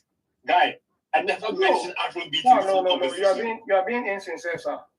You said Fela came to Ghana to learn highlife. That when Fela came to Ghana, no, he came to I that was what you said, sir. No, that was what you said. No. That he came to Ghana to we learn are talking about highlife. My comment was even on Bobby Benson's band that he started, and even how they were only playing Caribbean music. The point where I interjected was when you said when Fela came to highlife, do you think he came to sleep? He came to learn what we were doing. That was the point I interjected you. That was the point where I interjected you because you said you were going to allude the thing that the narrative that you guys have been banding on Ghana media that Fela came to learn highlife. So that was the point when you were talking about this guy. I didn't say anything. When you were getting to that point, I said no. Hang on. Let me go look for Fela's interview, and you said okay, look for it. Because I started talking, I started saying that because I know Fela didn't do high life music. Fela did Afrobeat, correct? No. What you said, Firestick, I beg, talk on this one. No keep quiet. Tell me what you were saying. Bros, I beg. Go back small. I beg, listen. I beg. Go back small. Play the same interview that you just played right now. Play it from the time that he was saying that. Hang on, sir. Play it and let's listen from the beginning. Yeah. Hang on, sir. Let me clear something first. No, play it before. Please play it before you play it. No, I want you to play it.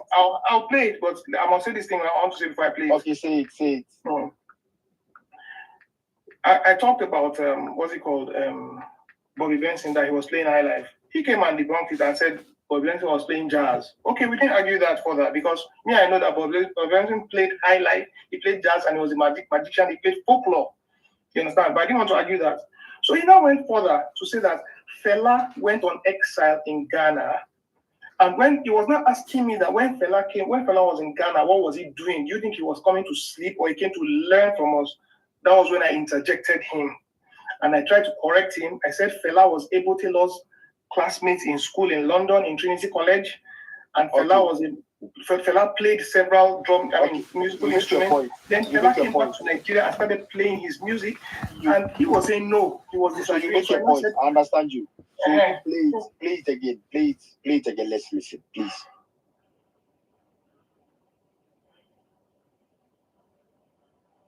You will hear that type of ridiculous rhetoric from people like that. Now, it's also factual that Fela was inspired by all of these music. He was inspired by jazz. He was inspired by a lot of these other music that existed during that time. But it is not unusual. Okay, it's not unusual to be inspired. That's what artists do. That's a Nigerian guy in America. No, bro. The interview that you played. I want you to play it. Okay, this is it. Some magic to get one of Go back. very good friend. Somebody that he schooled with. He's a Ghanaian musician. He's still alive. He's almost 86 years. And I'm actually working with his son. I'm actually the manager of his son. His name is Abel Taylor. I don't know if any of you have heard that name before, Abel Taylor. But he said so many great things about Fela. And Nigerian musicians and Ghana musicians back in those days. And I would like you to watch and also share your own view about what Abel Taylor said about Fela. Listen to him. But at the same time, we jammed with the Nigerian musicians because they also loved our life. And they always come along and play with us, like Fela, like Peter King, like Mike Falana. I knew Fela very well because he was my friend. We always discussing. We say, Taylor, why don't you, play our own thing? We always playing jazz. Jazz is for the American, and so we all started looking, on our own table, So we started the Afrobeat in Nigeria, and it was very successful. Okay, so you heard Abel Taylor. So you heard that. Allow it to go. I want you to. No, it's finished. No, it's finished. This guy just brought excerpt from that part. I mean, I watched the full interview. You can go and search for it. It's on DJ Bakore's page. You can go and search for it and play it. Okay. Yeah. Thank you. I'll go and check it. I've watched it several times. So Fela never learned anything from Ghana. Yes, he was going to play with his friend. His friend was a highlife, musician, and he loved highlife. But not that he came to learn highlife. Not that he came to learn Afrobeat. Not that he came to learn Afrobeat. They now asked him if Baba, how is somebody already doing Afrobeat come and learn Afrobeat? Thank you very much. It sounds funny now. Fela that was doing Afrobeat criticizing the government. The government at that period killed his mother, killed his mother. And that was the reason why he came to Ghana for political asylum, because the government was after him. They burnt down African shrine that we all know today. They burnt it down. So Calcutta Republic, somebody already did Afrobeat, come and learn Afrobeat again. Come on. It sounds ridiculous. And they say it on your media. No, you see, there's a point here you try to make that I still don't understand where this whole so big conversation. We were talking about highlife this whole time. I came in. No. Corrected this conception you were putting across. Headed this direction, and I bumped in. You were headed this direction, and I bumped in to correct you. But after playing it, you now said that was not what you were saying. No, because we were not talking about Afrobeat at all. No, you said you asked the question. You forget that you asked the question that when Fela was in Ghana, what do you think he was coming to do? You think he came to sleep? That was what you asked. I asked a You were question. alluding to the banding that you people have been carrying, that Fela came to learn Afrobeat. It's not from you alone. Every Ghanaian on social media and on the media houses have been saying that Fela came to Ghana to learn Afrobeat, that you people own Afrobeat, you started Afrobeat. That's what you've been saying. It is all over Ghana media, all over. In fact, I can count more than 100, more than 200. And every small person that has a phone and credit will come and say, even Burna Boy, they even added Burna Boy to that list too. That he came to level. Everybody that has a phone and credit in Ghana. Why is it that when Nigerians come to Ghana, they are coming to learn, but when they come to Nigeria, nobody is saying anything about learning? And during that era, even to see the stars and all them, they kept to play Nigeria. So why is the Nigerians not repeating your own sentiment? Why are we not saying that people came to learn from us? Exactly. Why don't we say that? Exactly. Why is it that you are the only one saying that we came to learn from you? When we started, they said the same thing. Thank you that you clarified that whole. Exactly. Thank you, you clarified that. They said the same thing in the movie that we came to learn. But whereas we've been doing movies, it might not be the director, even for the ones that are indigenous, way ahead of Ghana. So where is this? The point is that, Ghana may not even know this, but the other African countries wish they had these collaborations in Nigeria. You may not know this. Just like I said that there are different conversations that we are privy to. There's the Nigerian and Cameroon, there's the Nigerian South Africa, there's the Nigerian and Kenya, even Jamaica. Yeah. Jamaicans are saying Afrobeat is from dancehall. Like Ghanaians are saying, exactly. Jamaicans are saying, Cameroonians are saying it, that we came to learn from them. So where is this whole? Where is it coming from? Exactly. Where is this whole? 2 days ago, 2 days ago when we had this conversation, Fire played for 2 hours Ghanaian music alongside your music, Nigerian music, and it was trying to reason out, okay, where did this conversation start from? So we now started the conversation. He said, I don't play Nigerian music, I don't play Ghana music. They don't sound the same. They are not the same people. They are not no relationship at all. At all. Okay, you said what's his name? DEPORTEE came out and said that they started music first. In fact, that was too bogus to say because nobody started music first. Every culture, every civilization has its own music. Then we now Googled the first ever music record to come out of Nigeria was in 1923. Ghana was much later. You see this one you're even saying there. Even on their radio, they make comparisons that is quite funny. They'll say, is it not Nigeria? They say things from a position of knowledge, whereas they don't know anything. Somebody went on, and the funny thing is that these guys are their own gatekeepers. The guys that are moving musical. And now, for Nigerian gatekeepers, you hardly even see them. This Okpe is a music gatekeeper. You see him because of his podcast.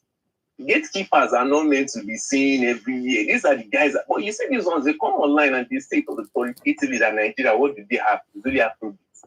And the person is now going ahead to list their own, that they have this one, they have that. Do you know how many indigenous sounds we have in Nigeria? Even just Yoruba alone. By the time you break down Yoruba music. Is not the most ethnically Come on, I have a question for you. You mentioned the first ever music recorded in Nigeria was made in what year? Again, sorry. Yeah, but I think 19. We've passed this whole conversation now. We've clarified all these things and moved on. We've talked about that and we moved on from that. I'm just asking a question. I didn't want a date. You were here. What was it, sir? I was not here. You were here. What was it? I've forgotten. We've gotten over that, please. I can't even remember. We've gone past something. That conversation. There are many. 19 words, sorry. Let me ask this guy again. There's no need to start going. There's no need to start going through. We've dealt with that issue. If you join in late, maybe you listen to. We don't need ChatGPT. You have the record, still the record, and let's move on. I'm just asking a very simple question. Which year? Okay, it was Fela's grandfather. Google it yourself. It was Fela's grandfather. I thought we were having a conversation. At that point in time, it was. It's okay. No, the thing is that you're we are not emotional. This matter we discussed. I was not here. I was not here. You could clearly tell that I was not here. Let me Google it. Let me Google it again so that you hear. Let me Google it now. Look, man, it's gotten to a point that we just feel. And the thing is that they use this stuff to massage the egos of the people that they came here to learn. They are coming here to learn. Sorry, sir, when we come to Ghana, we are coming to learn. But when they come to Nigeria, nobody's saying anything about learning. We are not coming to Nigeria. Ghanaians don't normally come to Nigeria, and then that's because. Hello. Let me tell you something. Listen. Hello. What are you saying? No. What are you saying? No. What are you saying? When I was growing up, you know how I grew up. I miss Ghanaians. Well, let me tell you something. We have different communities. Bros. Okay, you see what you're saying. What I'm trying to say is, if it is about that you want to say. Well, you grew up in Nigeria now. No. Let me tell you something. There's a whole community in Ghana. The name of the community is Lagos Town. Now change the name to New Town. Let's not debate, please. So don't bring this. What I'm trying to say is about music. You are the one bringing it up. I just ask them simple questions. Give me the dates. Wait, this thing don't happen. You interject. I'm saying that Ghanaian musicians don't travel to Nigeria like the way Nigerians travel to Ghana. That's what I'm trying to say. I'm not saying about Ghanaian don't travel to Nigeria. That's not what I'm saying. Earlier on, but you see the aspect. You see this aspect is now common with the new school artists. Imagine somebody saying, I think it was Bulldog, saying you don't need to move around that you're in the social media age. That once you release your music to get to Lagos, you get to do like that. But whereas even the big artists, when they release, they might not come in person, but they have plugins. They have plugins that is moving around. They are moving everywhere. You see the video. I watched a documentary. This guy, Taiwan, 24 hours with the video. The guy went to Botswana. It was in Kenya. He went to Kenya. From Kenya, he went to UK. And this is how these guys are moving. There was something that Fire posted, that comment from Oguchukwu. And that's exactly what it is. These guys are moving from year to year. Yeah, but bro. But somebody somewhere. Somebody somewhere is saying you don't need to move. That your music can do it. Or somebody saying that. No. That I don't dwell in that conversation that you don't need to move as an artist. That's not true. As an artist, you need to move. I'm not pointing to you. I wasn't speaking. I called the names. That's why I said to you.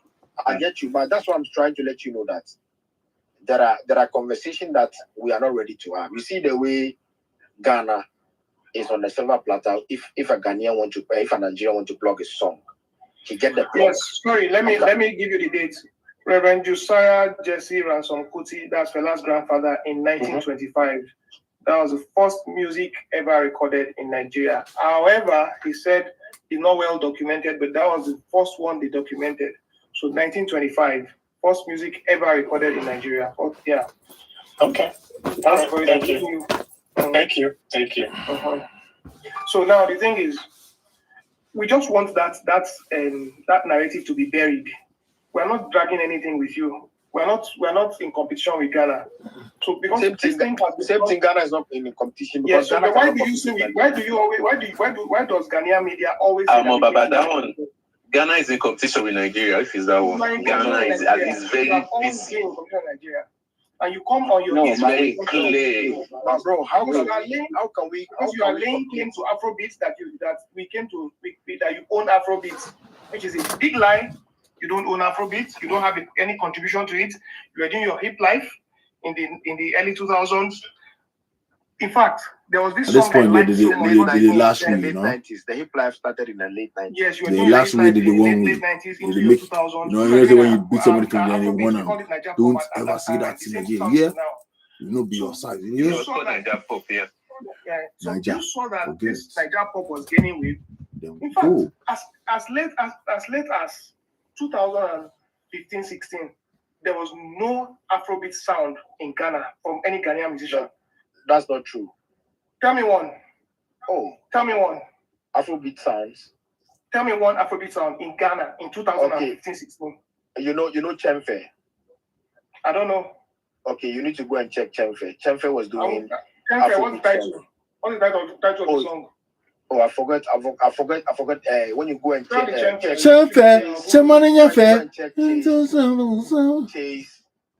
Apart from Chase, there are But you see these names they are calling. These names are calling. An average Ghanaian does not even know this name. We know most of these Ghanaian artists. These names you are calling, I don't even know them. Make I ask Takoma one question. I beg ask Adeo. You said something about the movie industry. Sorry for backtracking though. You said in what year did Nigeria recorded their first movie? We have gone past that now. You're taking no, we didn't go. Competition is no, you were relying on ChatGPT. ChatGPT is something that lie you.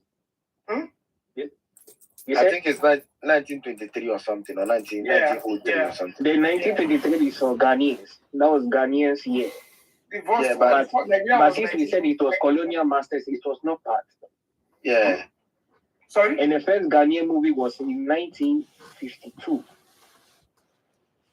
1952? Yes. Can you mention the name of the movie, please? What's the title? Boy Kumaseni. Boy Kumaseni. Yeah, I've seen it. Boy Kumaseni. Yeah. That was 1952. But our popular movie was in 1957. Boy Kumaseni. Freedom. No, spell the first one you mentioned, please spell it. Boy Kumasenu. Kumasenu is spelled it's Boy Kumasenu. K-U-M-A. No, spell the whole word.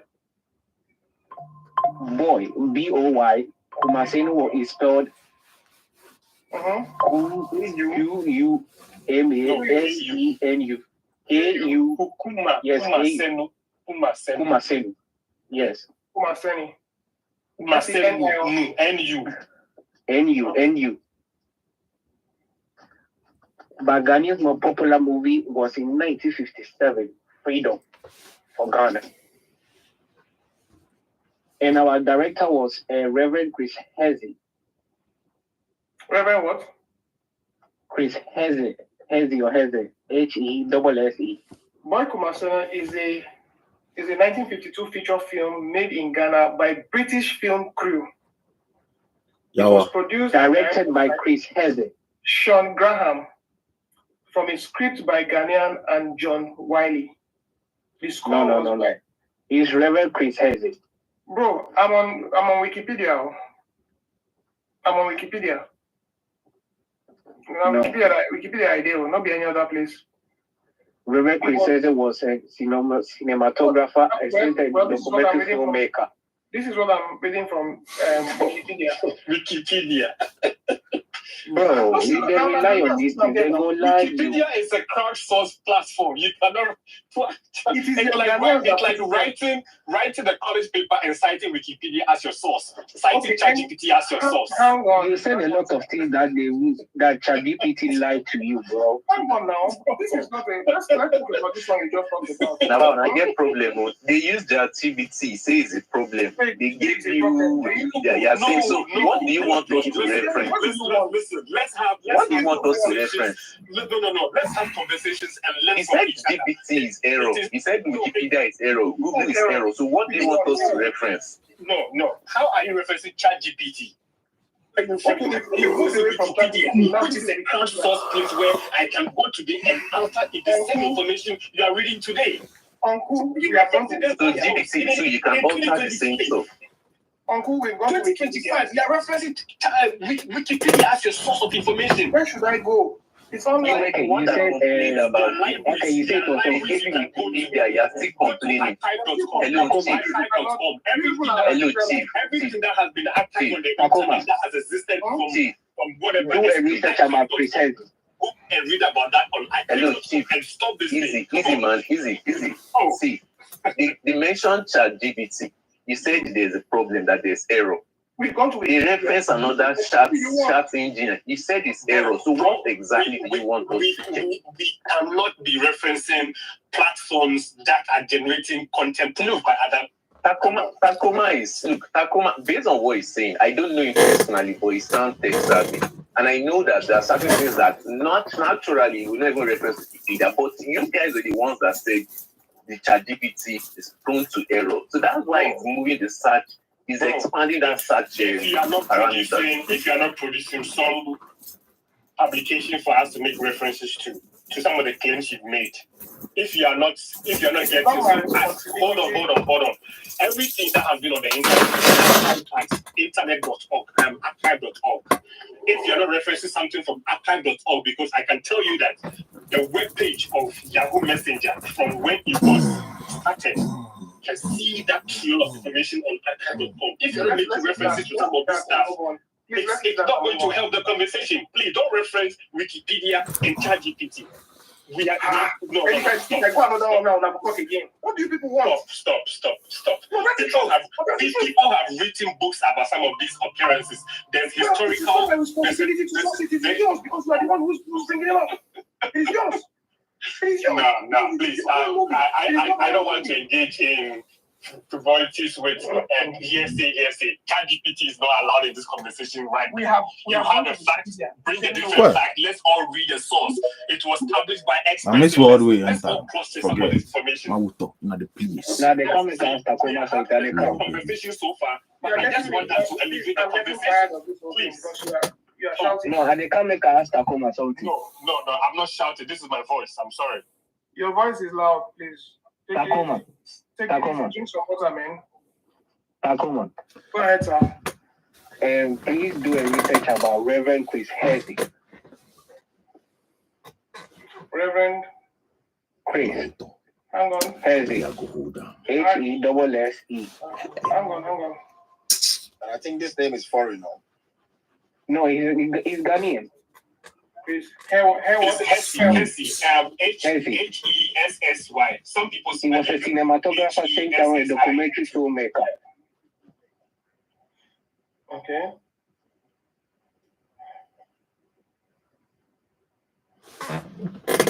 Don't worry.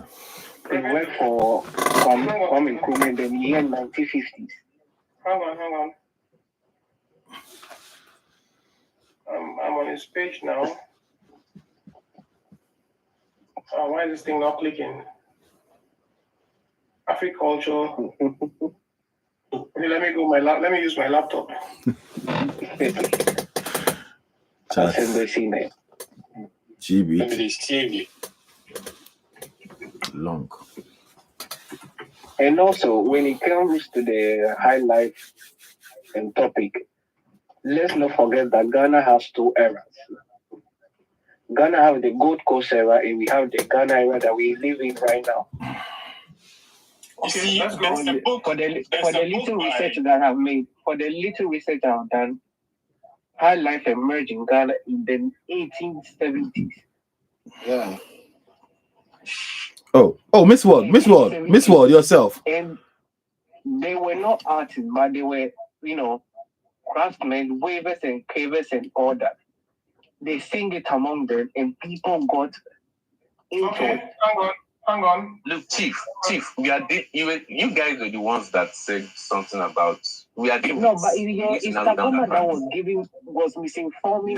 No. Hold on. I beg, Mauto there. I beg you, Mauto there. I beg, make Mauto talk something. I beg you, quickly.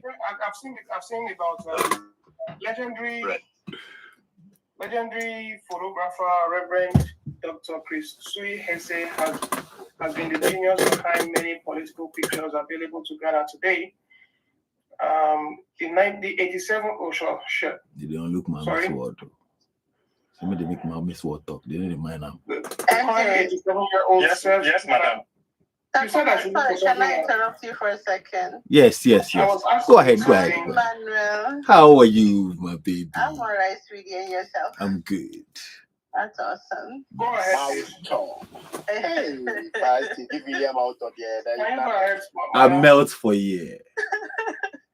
Yes, I took the mic because of MJ actually. MJ, I was at Tacoma, and I think someone else was citing ChatGPT as well as Wikipedia. Instead of you citing, maybe tweet the source that you're looking at, which will help educate some of us here. Okay, we're just going at them. So if you can share, I saw that you did tweet some stuff, but if you can put your source, that will really help. This is yen.com. That's where I'm getting it from. Yen.com. Yeah, yen.com.gh. So if you like, talk to like that one again. The currently 87-year-old served Ghana as presidential photographer from Kwame Nkrumah's reign to that of J.J. Rawlings. A recent visit to let's not go into that. This is more like his biography, so it's not talking about his foray into movie. So let me go into something that talks about the movie you are citing in actual sense. Who's hissing there? Who's talking in? Uncle is talking. MJ, now that you're uncle. So sorry. Meet the personal photographer. Everything I see here says personal photographer of Kwame Nkrumah. That's what I see. It doesn't talk about. Well. You didn't spell the name well. Check the name. Chris Hesse. That's his name. Yeah, that's Chris Hesse was primarily a cinematographer and a documentary filmmaker.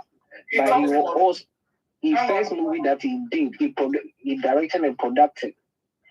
His Boy Kumaselu in 1952.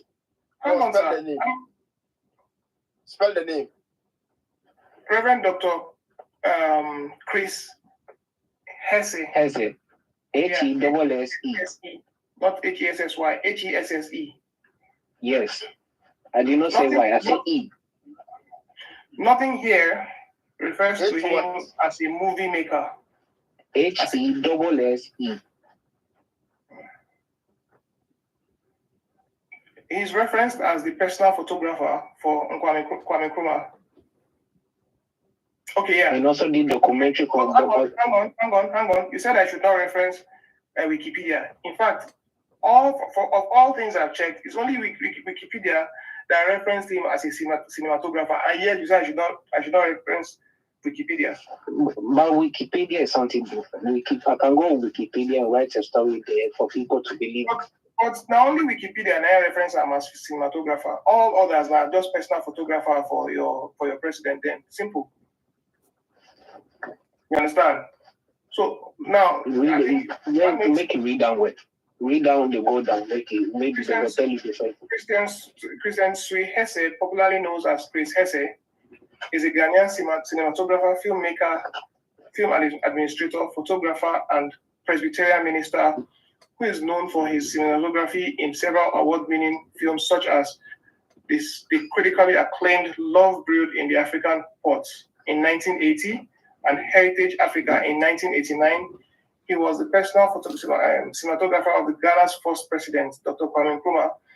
Chris Hesse helped to document the visual history of the political leadership and development of the country. He also worked with the United Nations, serving as a photographer documenting the Congo crisis.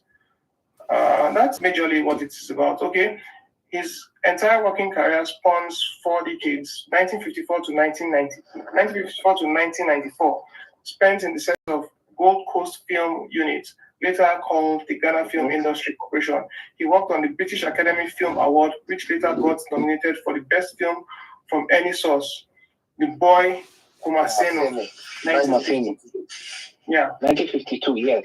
Directed by a British director. Okay. Directed by British, blah, blah, blah, blah, blah. Now, when we discussed this part earlier, because you're late come on to this discussion, when we discussed it earlier, we discussed film production. I was not a late come, I was on the Twitch side. I was on the comment section of the Twitch. Okay. I was listening to the conversation fully. Okay, we discussed it fully relative to the colonial era and post-colonial era. Do you understand? Because Deportee was not appreciative of the colonial era. He said we should go to the post-colonial era when we had our own control over production. So this was colonial era, and it was directed by foreign people. However, it doesn't matter. Let's move away from there, because that's not even the talk. That's not what we're talking about. Now the issue is what we want, what we are here for tonight is that narrative being bounded by Ghana media that Nigeria came to learn from them is what we want them to stop, because it's a bloody lie. It's not true. It's a lie from the pit of hell. From everything we have referenced, nothing suggests such. Akoma, I have a very conflicting view of what you're just saying. I'm going to read something from. I'll post the link to this so you can also reference it and actually go to the same page, and we can all learn something here. This is a paper by I'm posting it in the chat. We can all go to that. It's a link from archive.com. At least I trust it is a government resource. We can all go there. Please, you can all go to page number.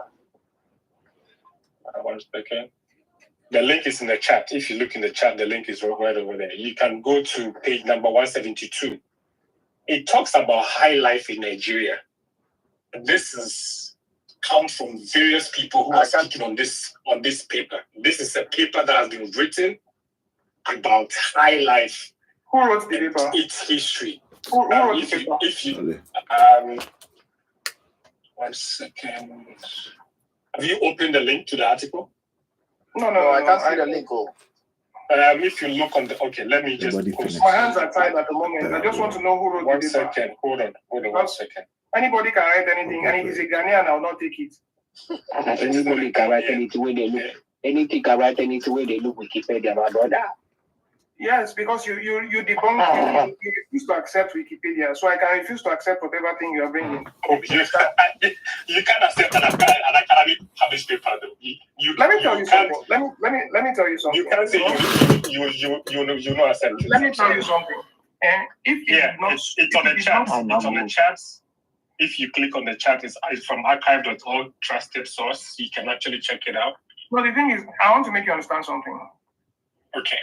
You see, one thing you should understand is that there is no new sound in the world. Every sound is an evolution from pre-existing sound. Every sound you hear is an evolution of pre-existing sound. So when people say that, okay, for instance, South Africa is promoting Amapiano. Where's Amapiano from? Amapiano is house music and techno. But they tweaked it and they have owned it now. Do you understand? It is not a problem for sounds to influence for cultures to influence culture. I'm happy you are on my side now. From the beginning, that's what I'm saying. Listen, I'm not on your side, and I'll never be on your side. What I just said from the beginning, now you are saying same thing. I say I believe I'm happy the way Nigerians, when they took something, they run with it. Don't say that thing again. Don't say that thing again. Because you are saying that. Can you just bring this thing? Because you are being cheeky. You are good on the rant. Making this right now. Hold on. So, according to this paper that I've just shared, I mean, we all have access to this paper. It's on the dashboard. You can actually go and read it yourself. Let's go to page 172. I'm just doing a smart page 172. 172. It talks about high life in Nigeria. There are conflicting accounts of how high life began in Nigeria. Dr. Mensah in the New Groove indicate that in 1934, the Cape Coast Sugar Babies Light Orchestra toured Nigeria and performed high life arrangement of Yoruba songs, which were greeted with enthusiasm. However, Collins, who is also somebody who's done work, if you do Collins, suggests that Nigerian high life began as rural and urban low-class nightlife music. After that, Mensah's style of high life created a new generation of Nigerian dance-based high life. Musicians such as Victor Olaye were greatly influenced by Mensah and his jazz-inspired style of high life. Furthermore, Fela Kuti, a member of Olaye's high life group, was also unquestionably impacted by Mensah's jazz-influenced form of high life. Graham concurs with Collins. He states, high life arrived in Nigeria in the early 1950s, following the Sussex tours of the country by the great high life king E.T. Mensah. All leading Nigerian high life musicians acknowledge their debts to Mensah and his Tempus band, although it must be said that both Yorubas and Igbos have similar indigenous palm-wise style on which to craft the high life rhythm. This is a research done by people that are alive or we can actually consult today to give us more. And they made references in there. This is an academically published paper. We can reference this. I will take this over Wikipedia and now let me say something here. As I was saying earlier,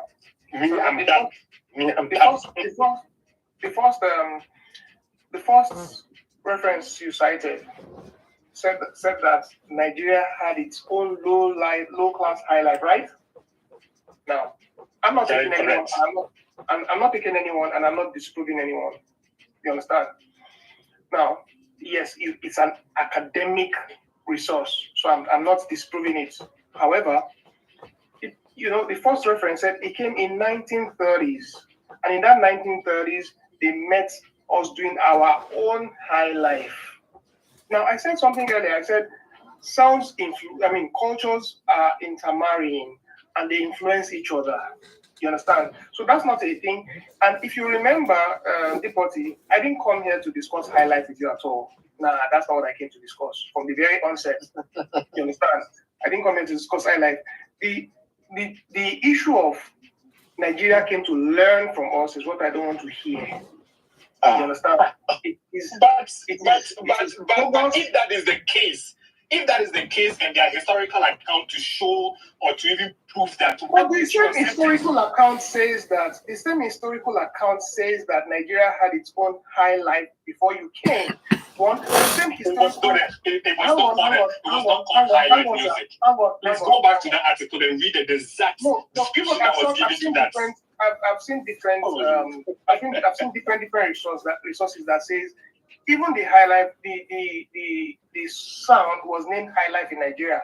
I'm not taking it. I'm not disproving it. You understand? Oh, Jesus Christ. You guys are playing your music. Yeah. Listen to what I said. I'm not being biased here. I said I'm not taking it and I'm not disproving it. Now the thing is, what is it with Ghanaians and ownership? We own this. We created this. Because we own this. You didn't create Jack. This is history. You didn't create Jack. You did not create Jack once. You just create Jack once. You can't rewrite history with some concocted whatever that you want to spill today. History cannot be rewritten. Hello, Chief. You can't rewrite history. Chief, hold on. Let's be level-headed. Let's not be emotional. You know, there's when you're actually emotional. Which kind emotional? You didn't talk. You didn't back the thing is fine. You say emotional. Which kind emotional again? You didn't have conversation. I told you I have a lot. So there's no emotions here. There's no emotions here. You see what? Because your guy is trying to not accept the fact that you understand. That's something. There's no fact. Hold on. You're telling me because it doesn't suit your agenda, you will not accept it. It's not about certain agenda. Look, there are many things. Look, before we even go, you see what you're doing in Nigeria. There's look at this thing. The Yoruba, they say that when you know that you are losing, that's your that's your push. Hold on. Defend yourself. Come on, we're having a conversation. Hold on now. I mean, can I say something? Hold on. I've never said anything since. I collected. I've never said anything at all. You are looking from the onset that when you joined. From the onset, he was referencing GPT, and I believe the reason it was doing that so that we all hear, because as you're speaking now, some of us here are listening with our phone. They need to hear certain things to confirm what we are saying. Now, GPT has its own reference, and even when they do that, they reference where they are picking it up from. While he was doing that, somebody came along, because they've been moving these goalposts and moving it, that let's not lose track of why we are here. For those that just joined in today, there was a conversation before today about Nigerians coming to learn from Ghana. Exactly. Nigeria coming to learn from Ghana. That was the conversation before now. So nobody is dragging from, even when I even started, I said, look, we don't even want to hear where it's coming from. But what we've established is that everybody had their own thing going on. And that's the same thing that Puma is even letting you know. From the same reference that you did read, even if you don't feel bad, we are not bad, you know. So I keep myself busy, you know. Low level kind of highlight. The first thing we established is that they had their own. We've established that exactly. They had their own. Active. There's a point to also even reference Samini in the same history. That after the gym, so you know, I need sleep too. You don't even know this music journey compared to the body growth. No. Some other people. Samini did say that. Look, the Ghanaians, there was a time that broad. Got a guy. I'm here today. Where's my borough? Are you there? Babadorano. What's the name? Takuma, go to page 173 on that document. And when they had that, oh, Ghana must go. Even for that one too. Ghana did that one first before the retaliation. But when they had that, we are not going there, you know. That's why I just touched it. So they came back, there was a refined sound. Now, just like Takuma is saying, Nigeria is a very big country. Even till today, it can be big in the south, and nobody knew you in the north. It can be big elsewhere. And I remember I used Ghana example. It can be big in Teman, but nobody knows you in Accra. Accra is like capital of Ghanaian entertainment. It can be big in Kumasi. You are running your stuff, but guys don't know you in Kumasi. So some, you've not even started on the third base with Kumasi. Now, the same highlight that you referenced, nobody's even dragging whatever with you. Nobody's dragging whatever with you. What we are saying is that we had that own thing going on. And the same example, I even used many examples when I even started. You have to go in Nigeria, you have to go in Ghana. Nobody will say, oh, I taught you how to eat. Because right from my great grandfathers will be doing this. There's cocoa in Ghana, there's cocoa in Nigeria. There's Accra. You may call it different names. We have all these things similar with. You have soup, you have different beans, wake, and you have all those things. Not the same we prepare, but we have all these things going for each other. So nobody is saying, I came here to learn this or they came here to learn this. Now, but what we are saying is that we had our own thing going on before this. No, UNESCO can affect you high life. We don't even want. We don't care. The other thing he did was that aspect of Fela came to learn from Ghana, whereas Fela had been doing Afrobeats before he even had a political exile. For those that don't know Ghana, who educates you, Fela was singing anti-government songs in Nigeria. We just even reference his grandfather was the first to even have a studio in Nigeria. I think we even missed that part. He was the first to even have a studio. The first to do a recording. Now, he was singing anti-government songs in Nigeria. 9. While he was singing that stuff, now Afrobeat sang the single. So the government came after him. The government at that time was a military government. They killed his mother. They threw his mother from, I think it's like 6-story or the 4-story building. They threw her from there. She fell down and died. They burned Kalakuta. No. Even he himself, he was even still stubborn. For those that don't even know. I beg. The Fela mother story, she do drop and she no die. She's sick. But she died of that injury. So as a trauma, she no die, you know. Yeah, she sustained injury and died later. Yeah. Go ahead. You know. But the thing is, the Afrobeat conversation. When you listen to me very carefully from the beginning, I mentioned because of Sheon Kuti, you know, they follow that. When it comes to the Afrobeat song, because Kuti family, you know. He has been doing knowledge, you know. You like crazy, but knowledge, you know, don't play. Just see the thing like that. You know? At that time, the name of the sound, what is the name of the sound that is doing at that time? Afrobeat. It's not documented that Fela is doing Afrobeat. Yes. Okay, let me tell you something. Yes. When you check, maybe you can go and check again. When you check the Afrobeat movement, I mentioned one DJ that started the movement, not because of anything. At that time, that's not true. Is it the Afrobeat? Hold on now. Is it the Afrobeat? The new vibe for the GBT, the MBR. You are trying to crazy. Let him know. Okay, the Afrobeat sound at that time that DJ Abrante is doing is that Afrobeat. It was referring to every African sound as an Afrobeat. So he has a segment that is calling the sound Afrobeat, African sounds. Do you get me? So he was the one that playing those sounds. He's making it popular in the UK. So the sound is making wave. He has a show that called the show Afrobeat, and he's playing all over African sounds that is making wave. So that was the time that the show was not called Afrobeat. No, I'm not sorry. Let me respond to you. There's a segment. I want to respond to you, sir. Respond. Sorry, sir. Let me respond to you. This issue has been raised several times on Ghana media. Stop saying Ghana media, bro. Why? But that's the truth. No apologies, sir, because that's the truth. I've been following your media for 8 years. Then you have a job, bro. Then you have a job. I don't have a job, but that's my job. You really have a job? I don't have a job. That's my job. No.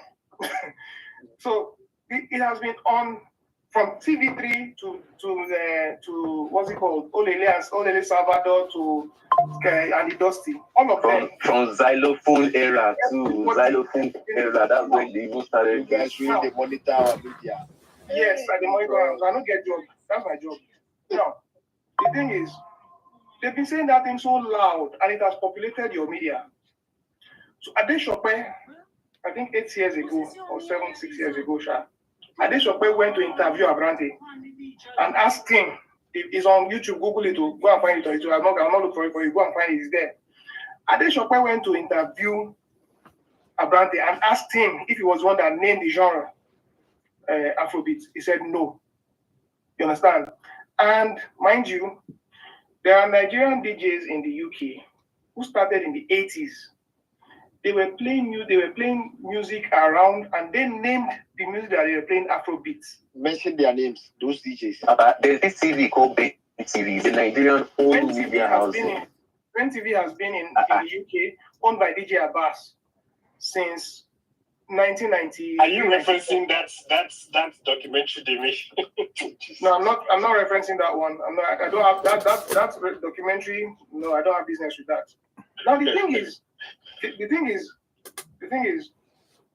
Adeshokwe went to interview. Even in that documentary, they acknowledge Ghana big time. Oh Lord, please let me talk now. You know, like when they interrupt you, and they interrupt person. Not let me verse for you. Verse now, bros. I will vex, and if I vex, I'll break my laptop. Verse.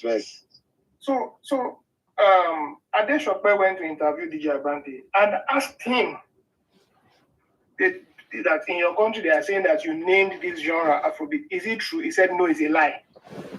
It is on YouTube. These things still there.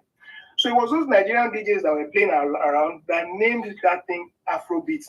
In fact, Afrobeat is not even new. It was just a coinage from Fela's Afrobeat. Then they added S. Please, can you share the link? Can you share the link of that? It's there. Search for it on YouTube. You will find it. I'm not saying what that is. The spelling of the Bishop. Adeshokwe. Adesope. Adeshokwe. Adesope. Yeah, interviews DJ Abrante. Is there. He asked him, "Did you name it Afrobeat?" He said no. So everything you claim here has been settled. We didn't learn anything from you. We didn't learn our Afrobeats from you. You jumped on it. Before 2015, no Ghanaian artist did Afrobeat. No Ghanaian artist. It was your hip life that you were doing. You saw something was gaining with, and you decided to jump on it. And there's no problem. The problem started when you started laying claim. That's the issue. And again, what is even the issue with the laying claim? Why are you laying claim? You heard the sound Palongo. Leave that bullshit, Jare. Palongo waiting. Palongo, slavery happened in the 16th centuries.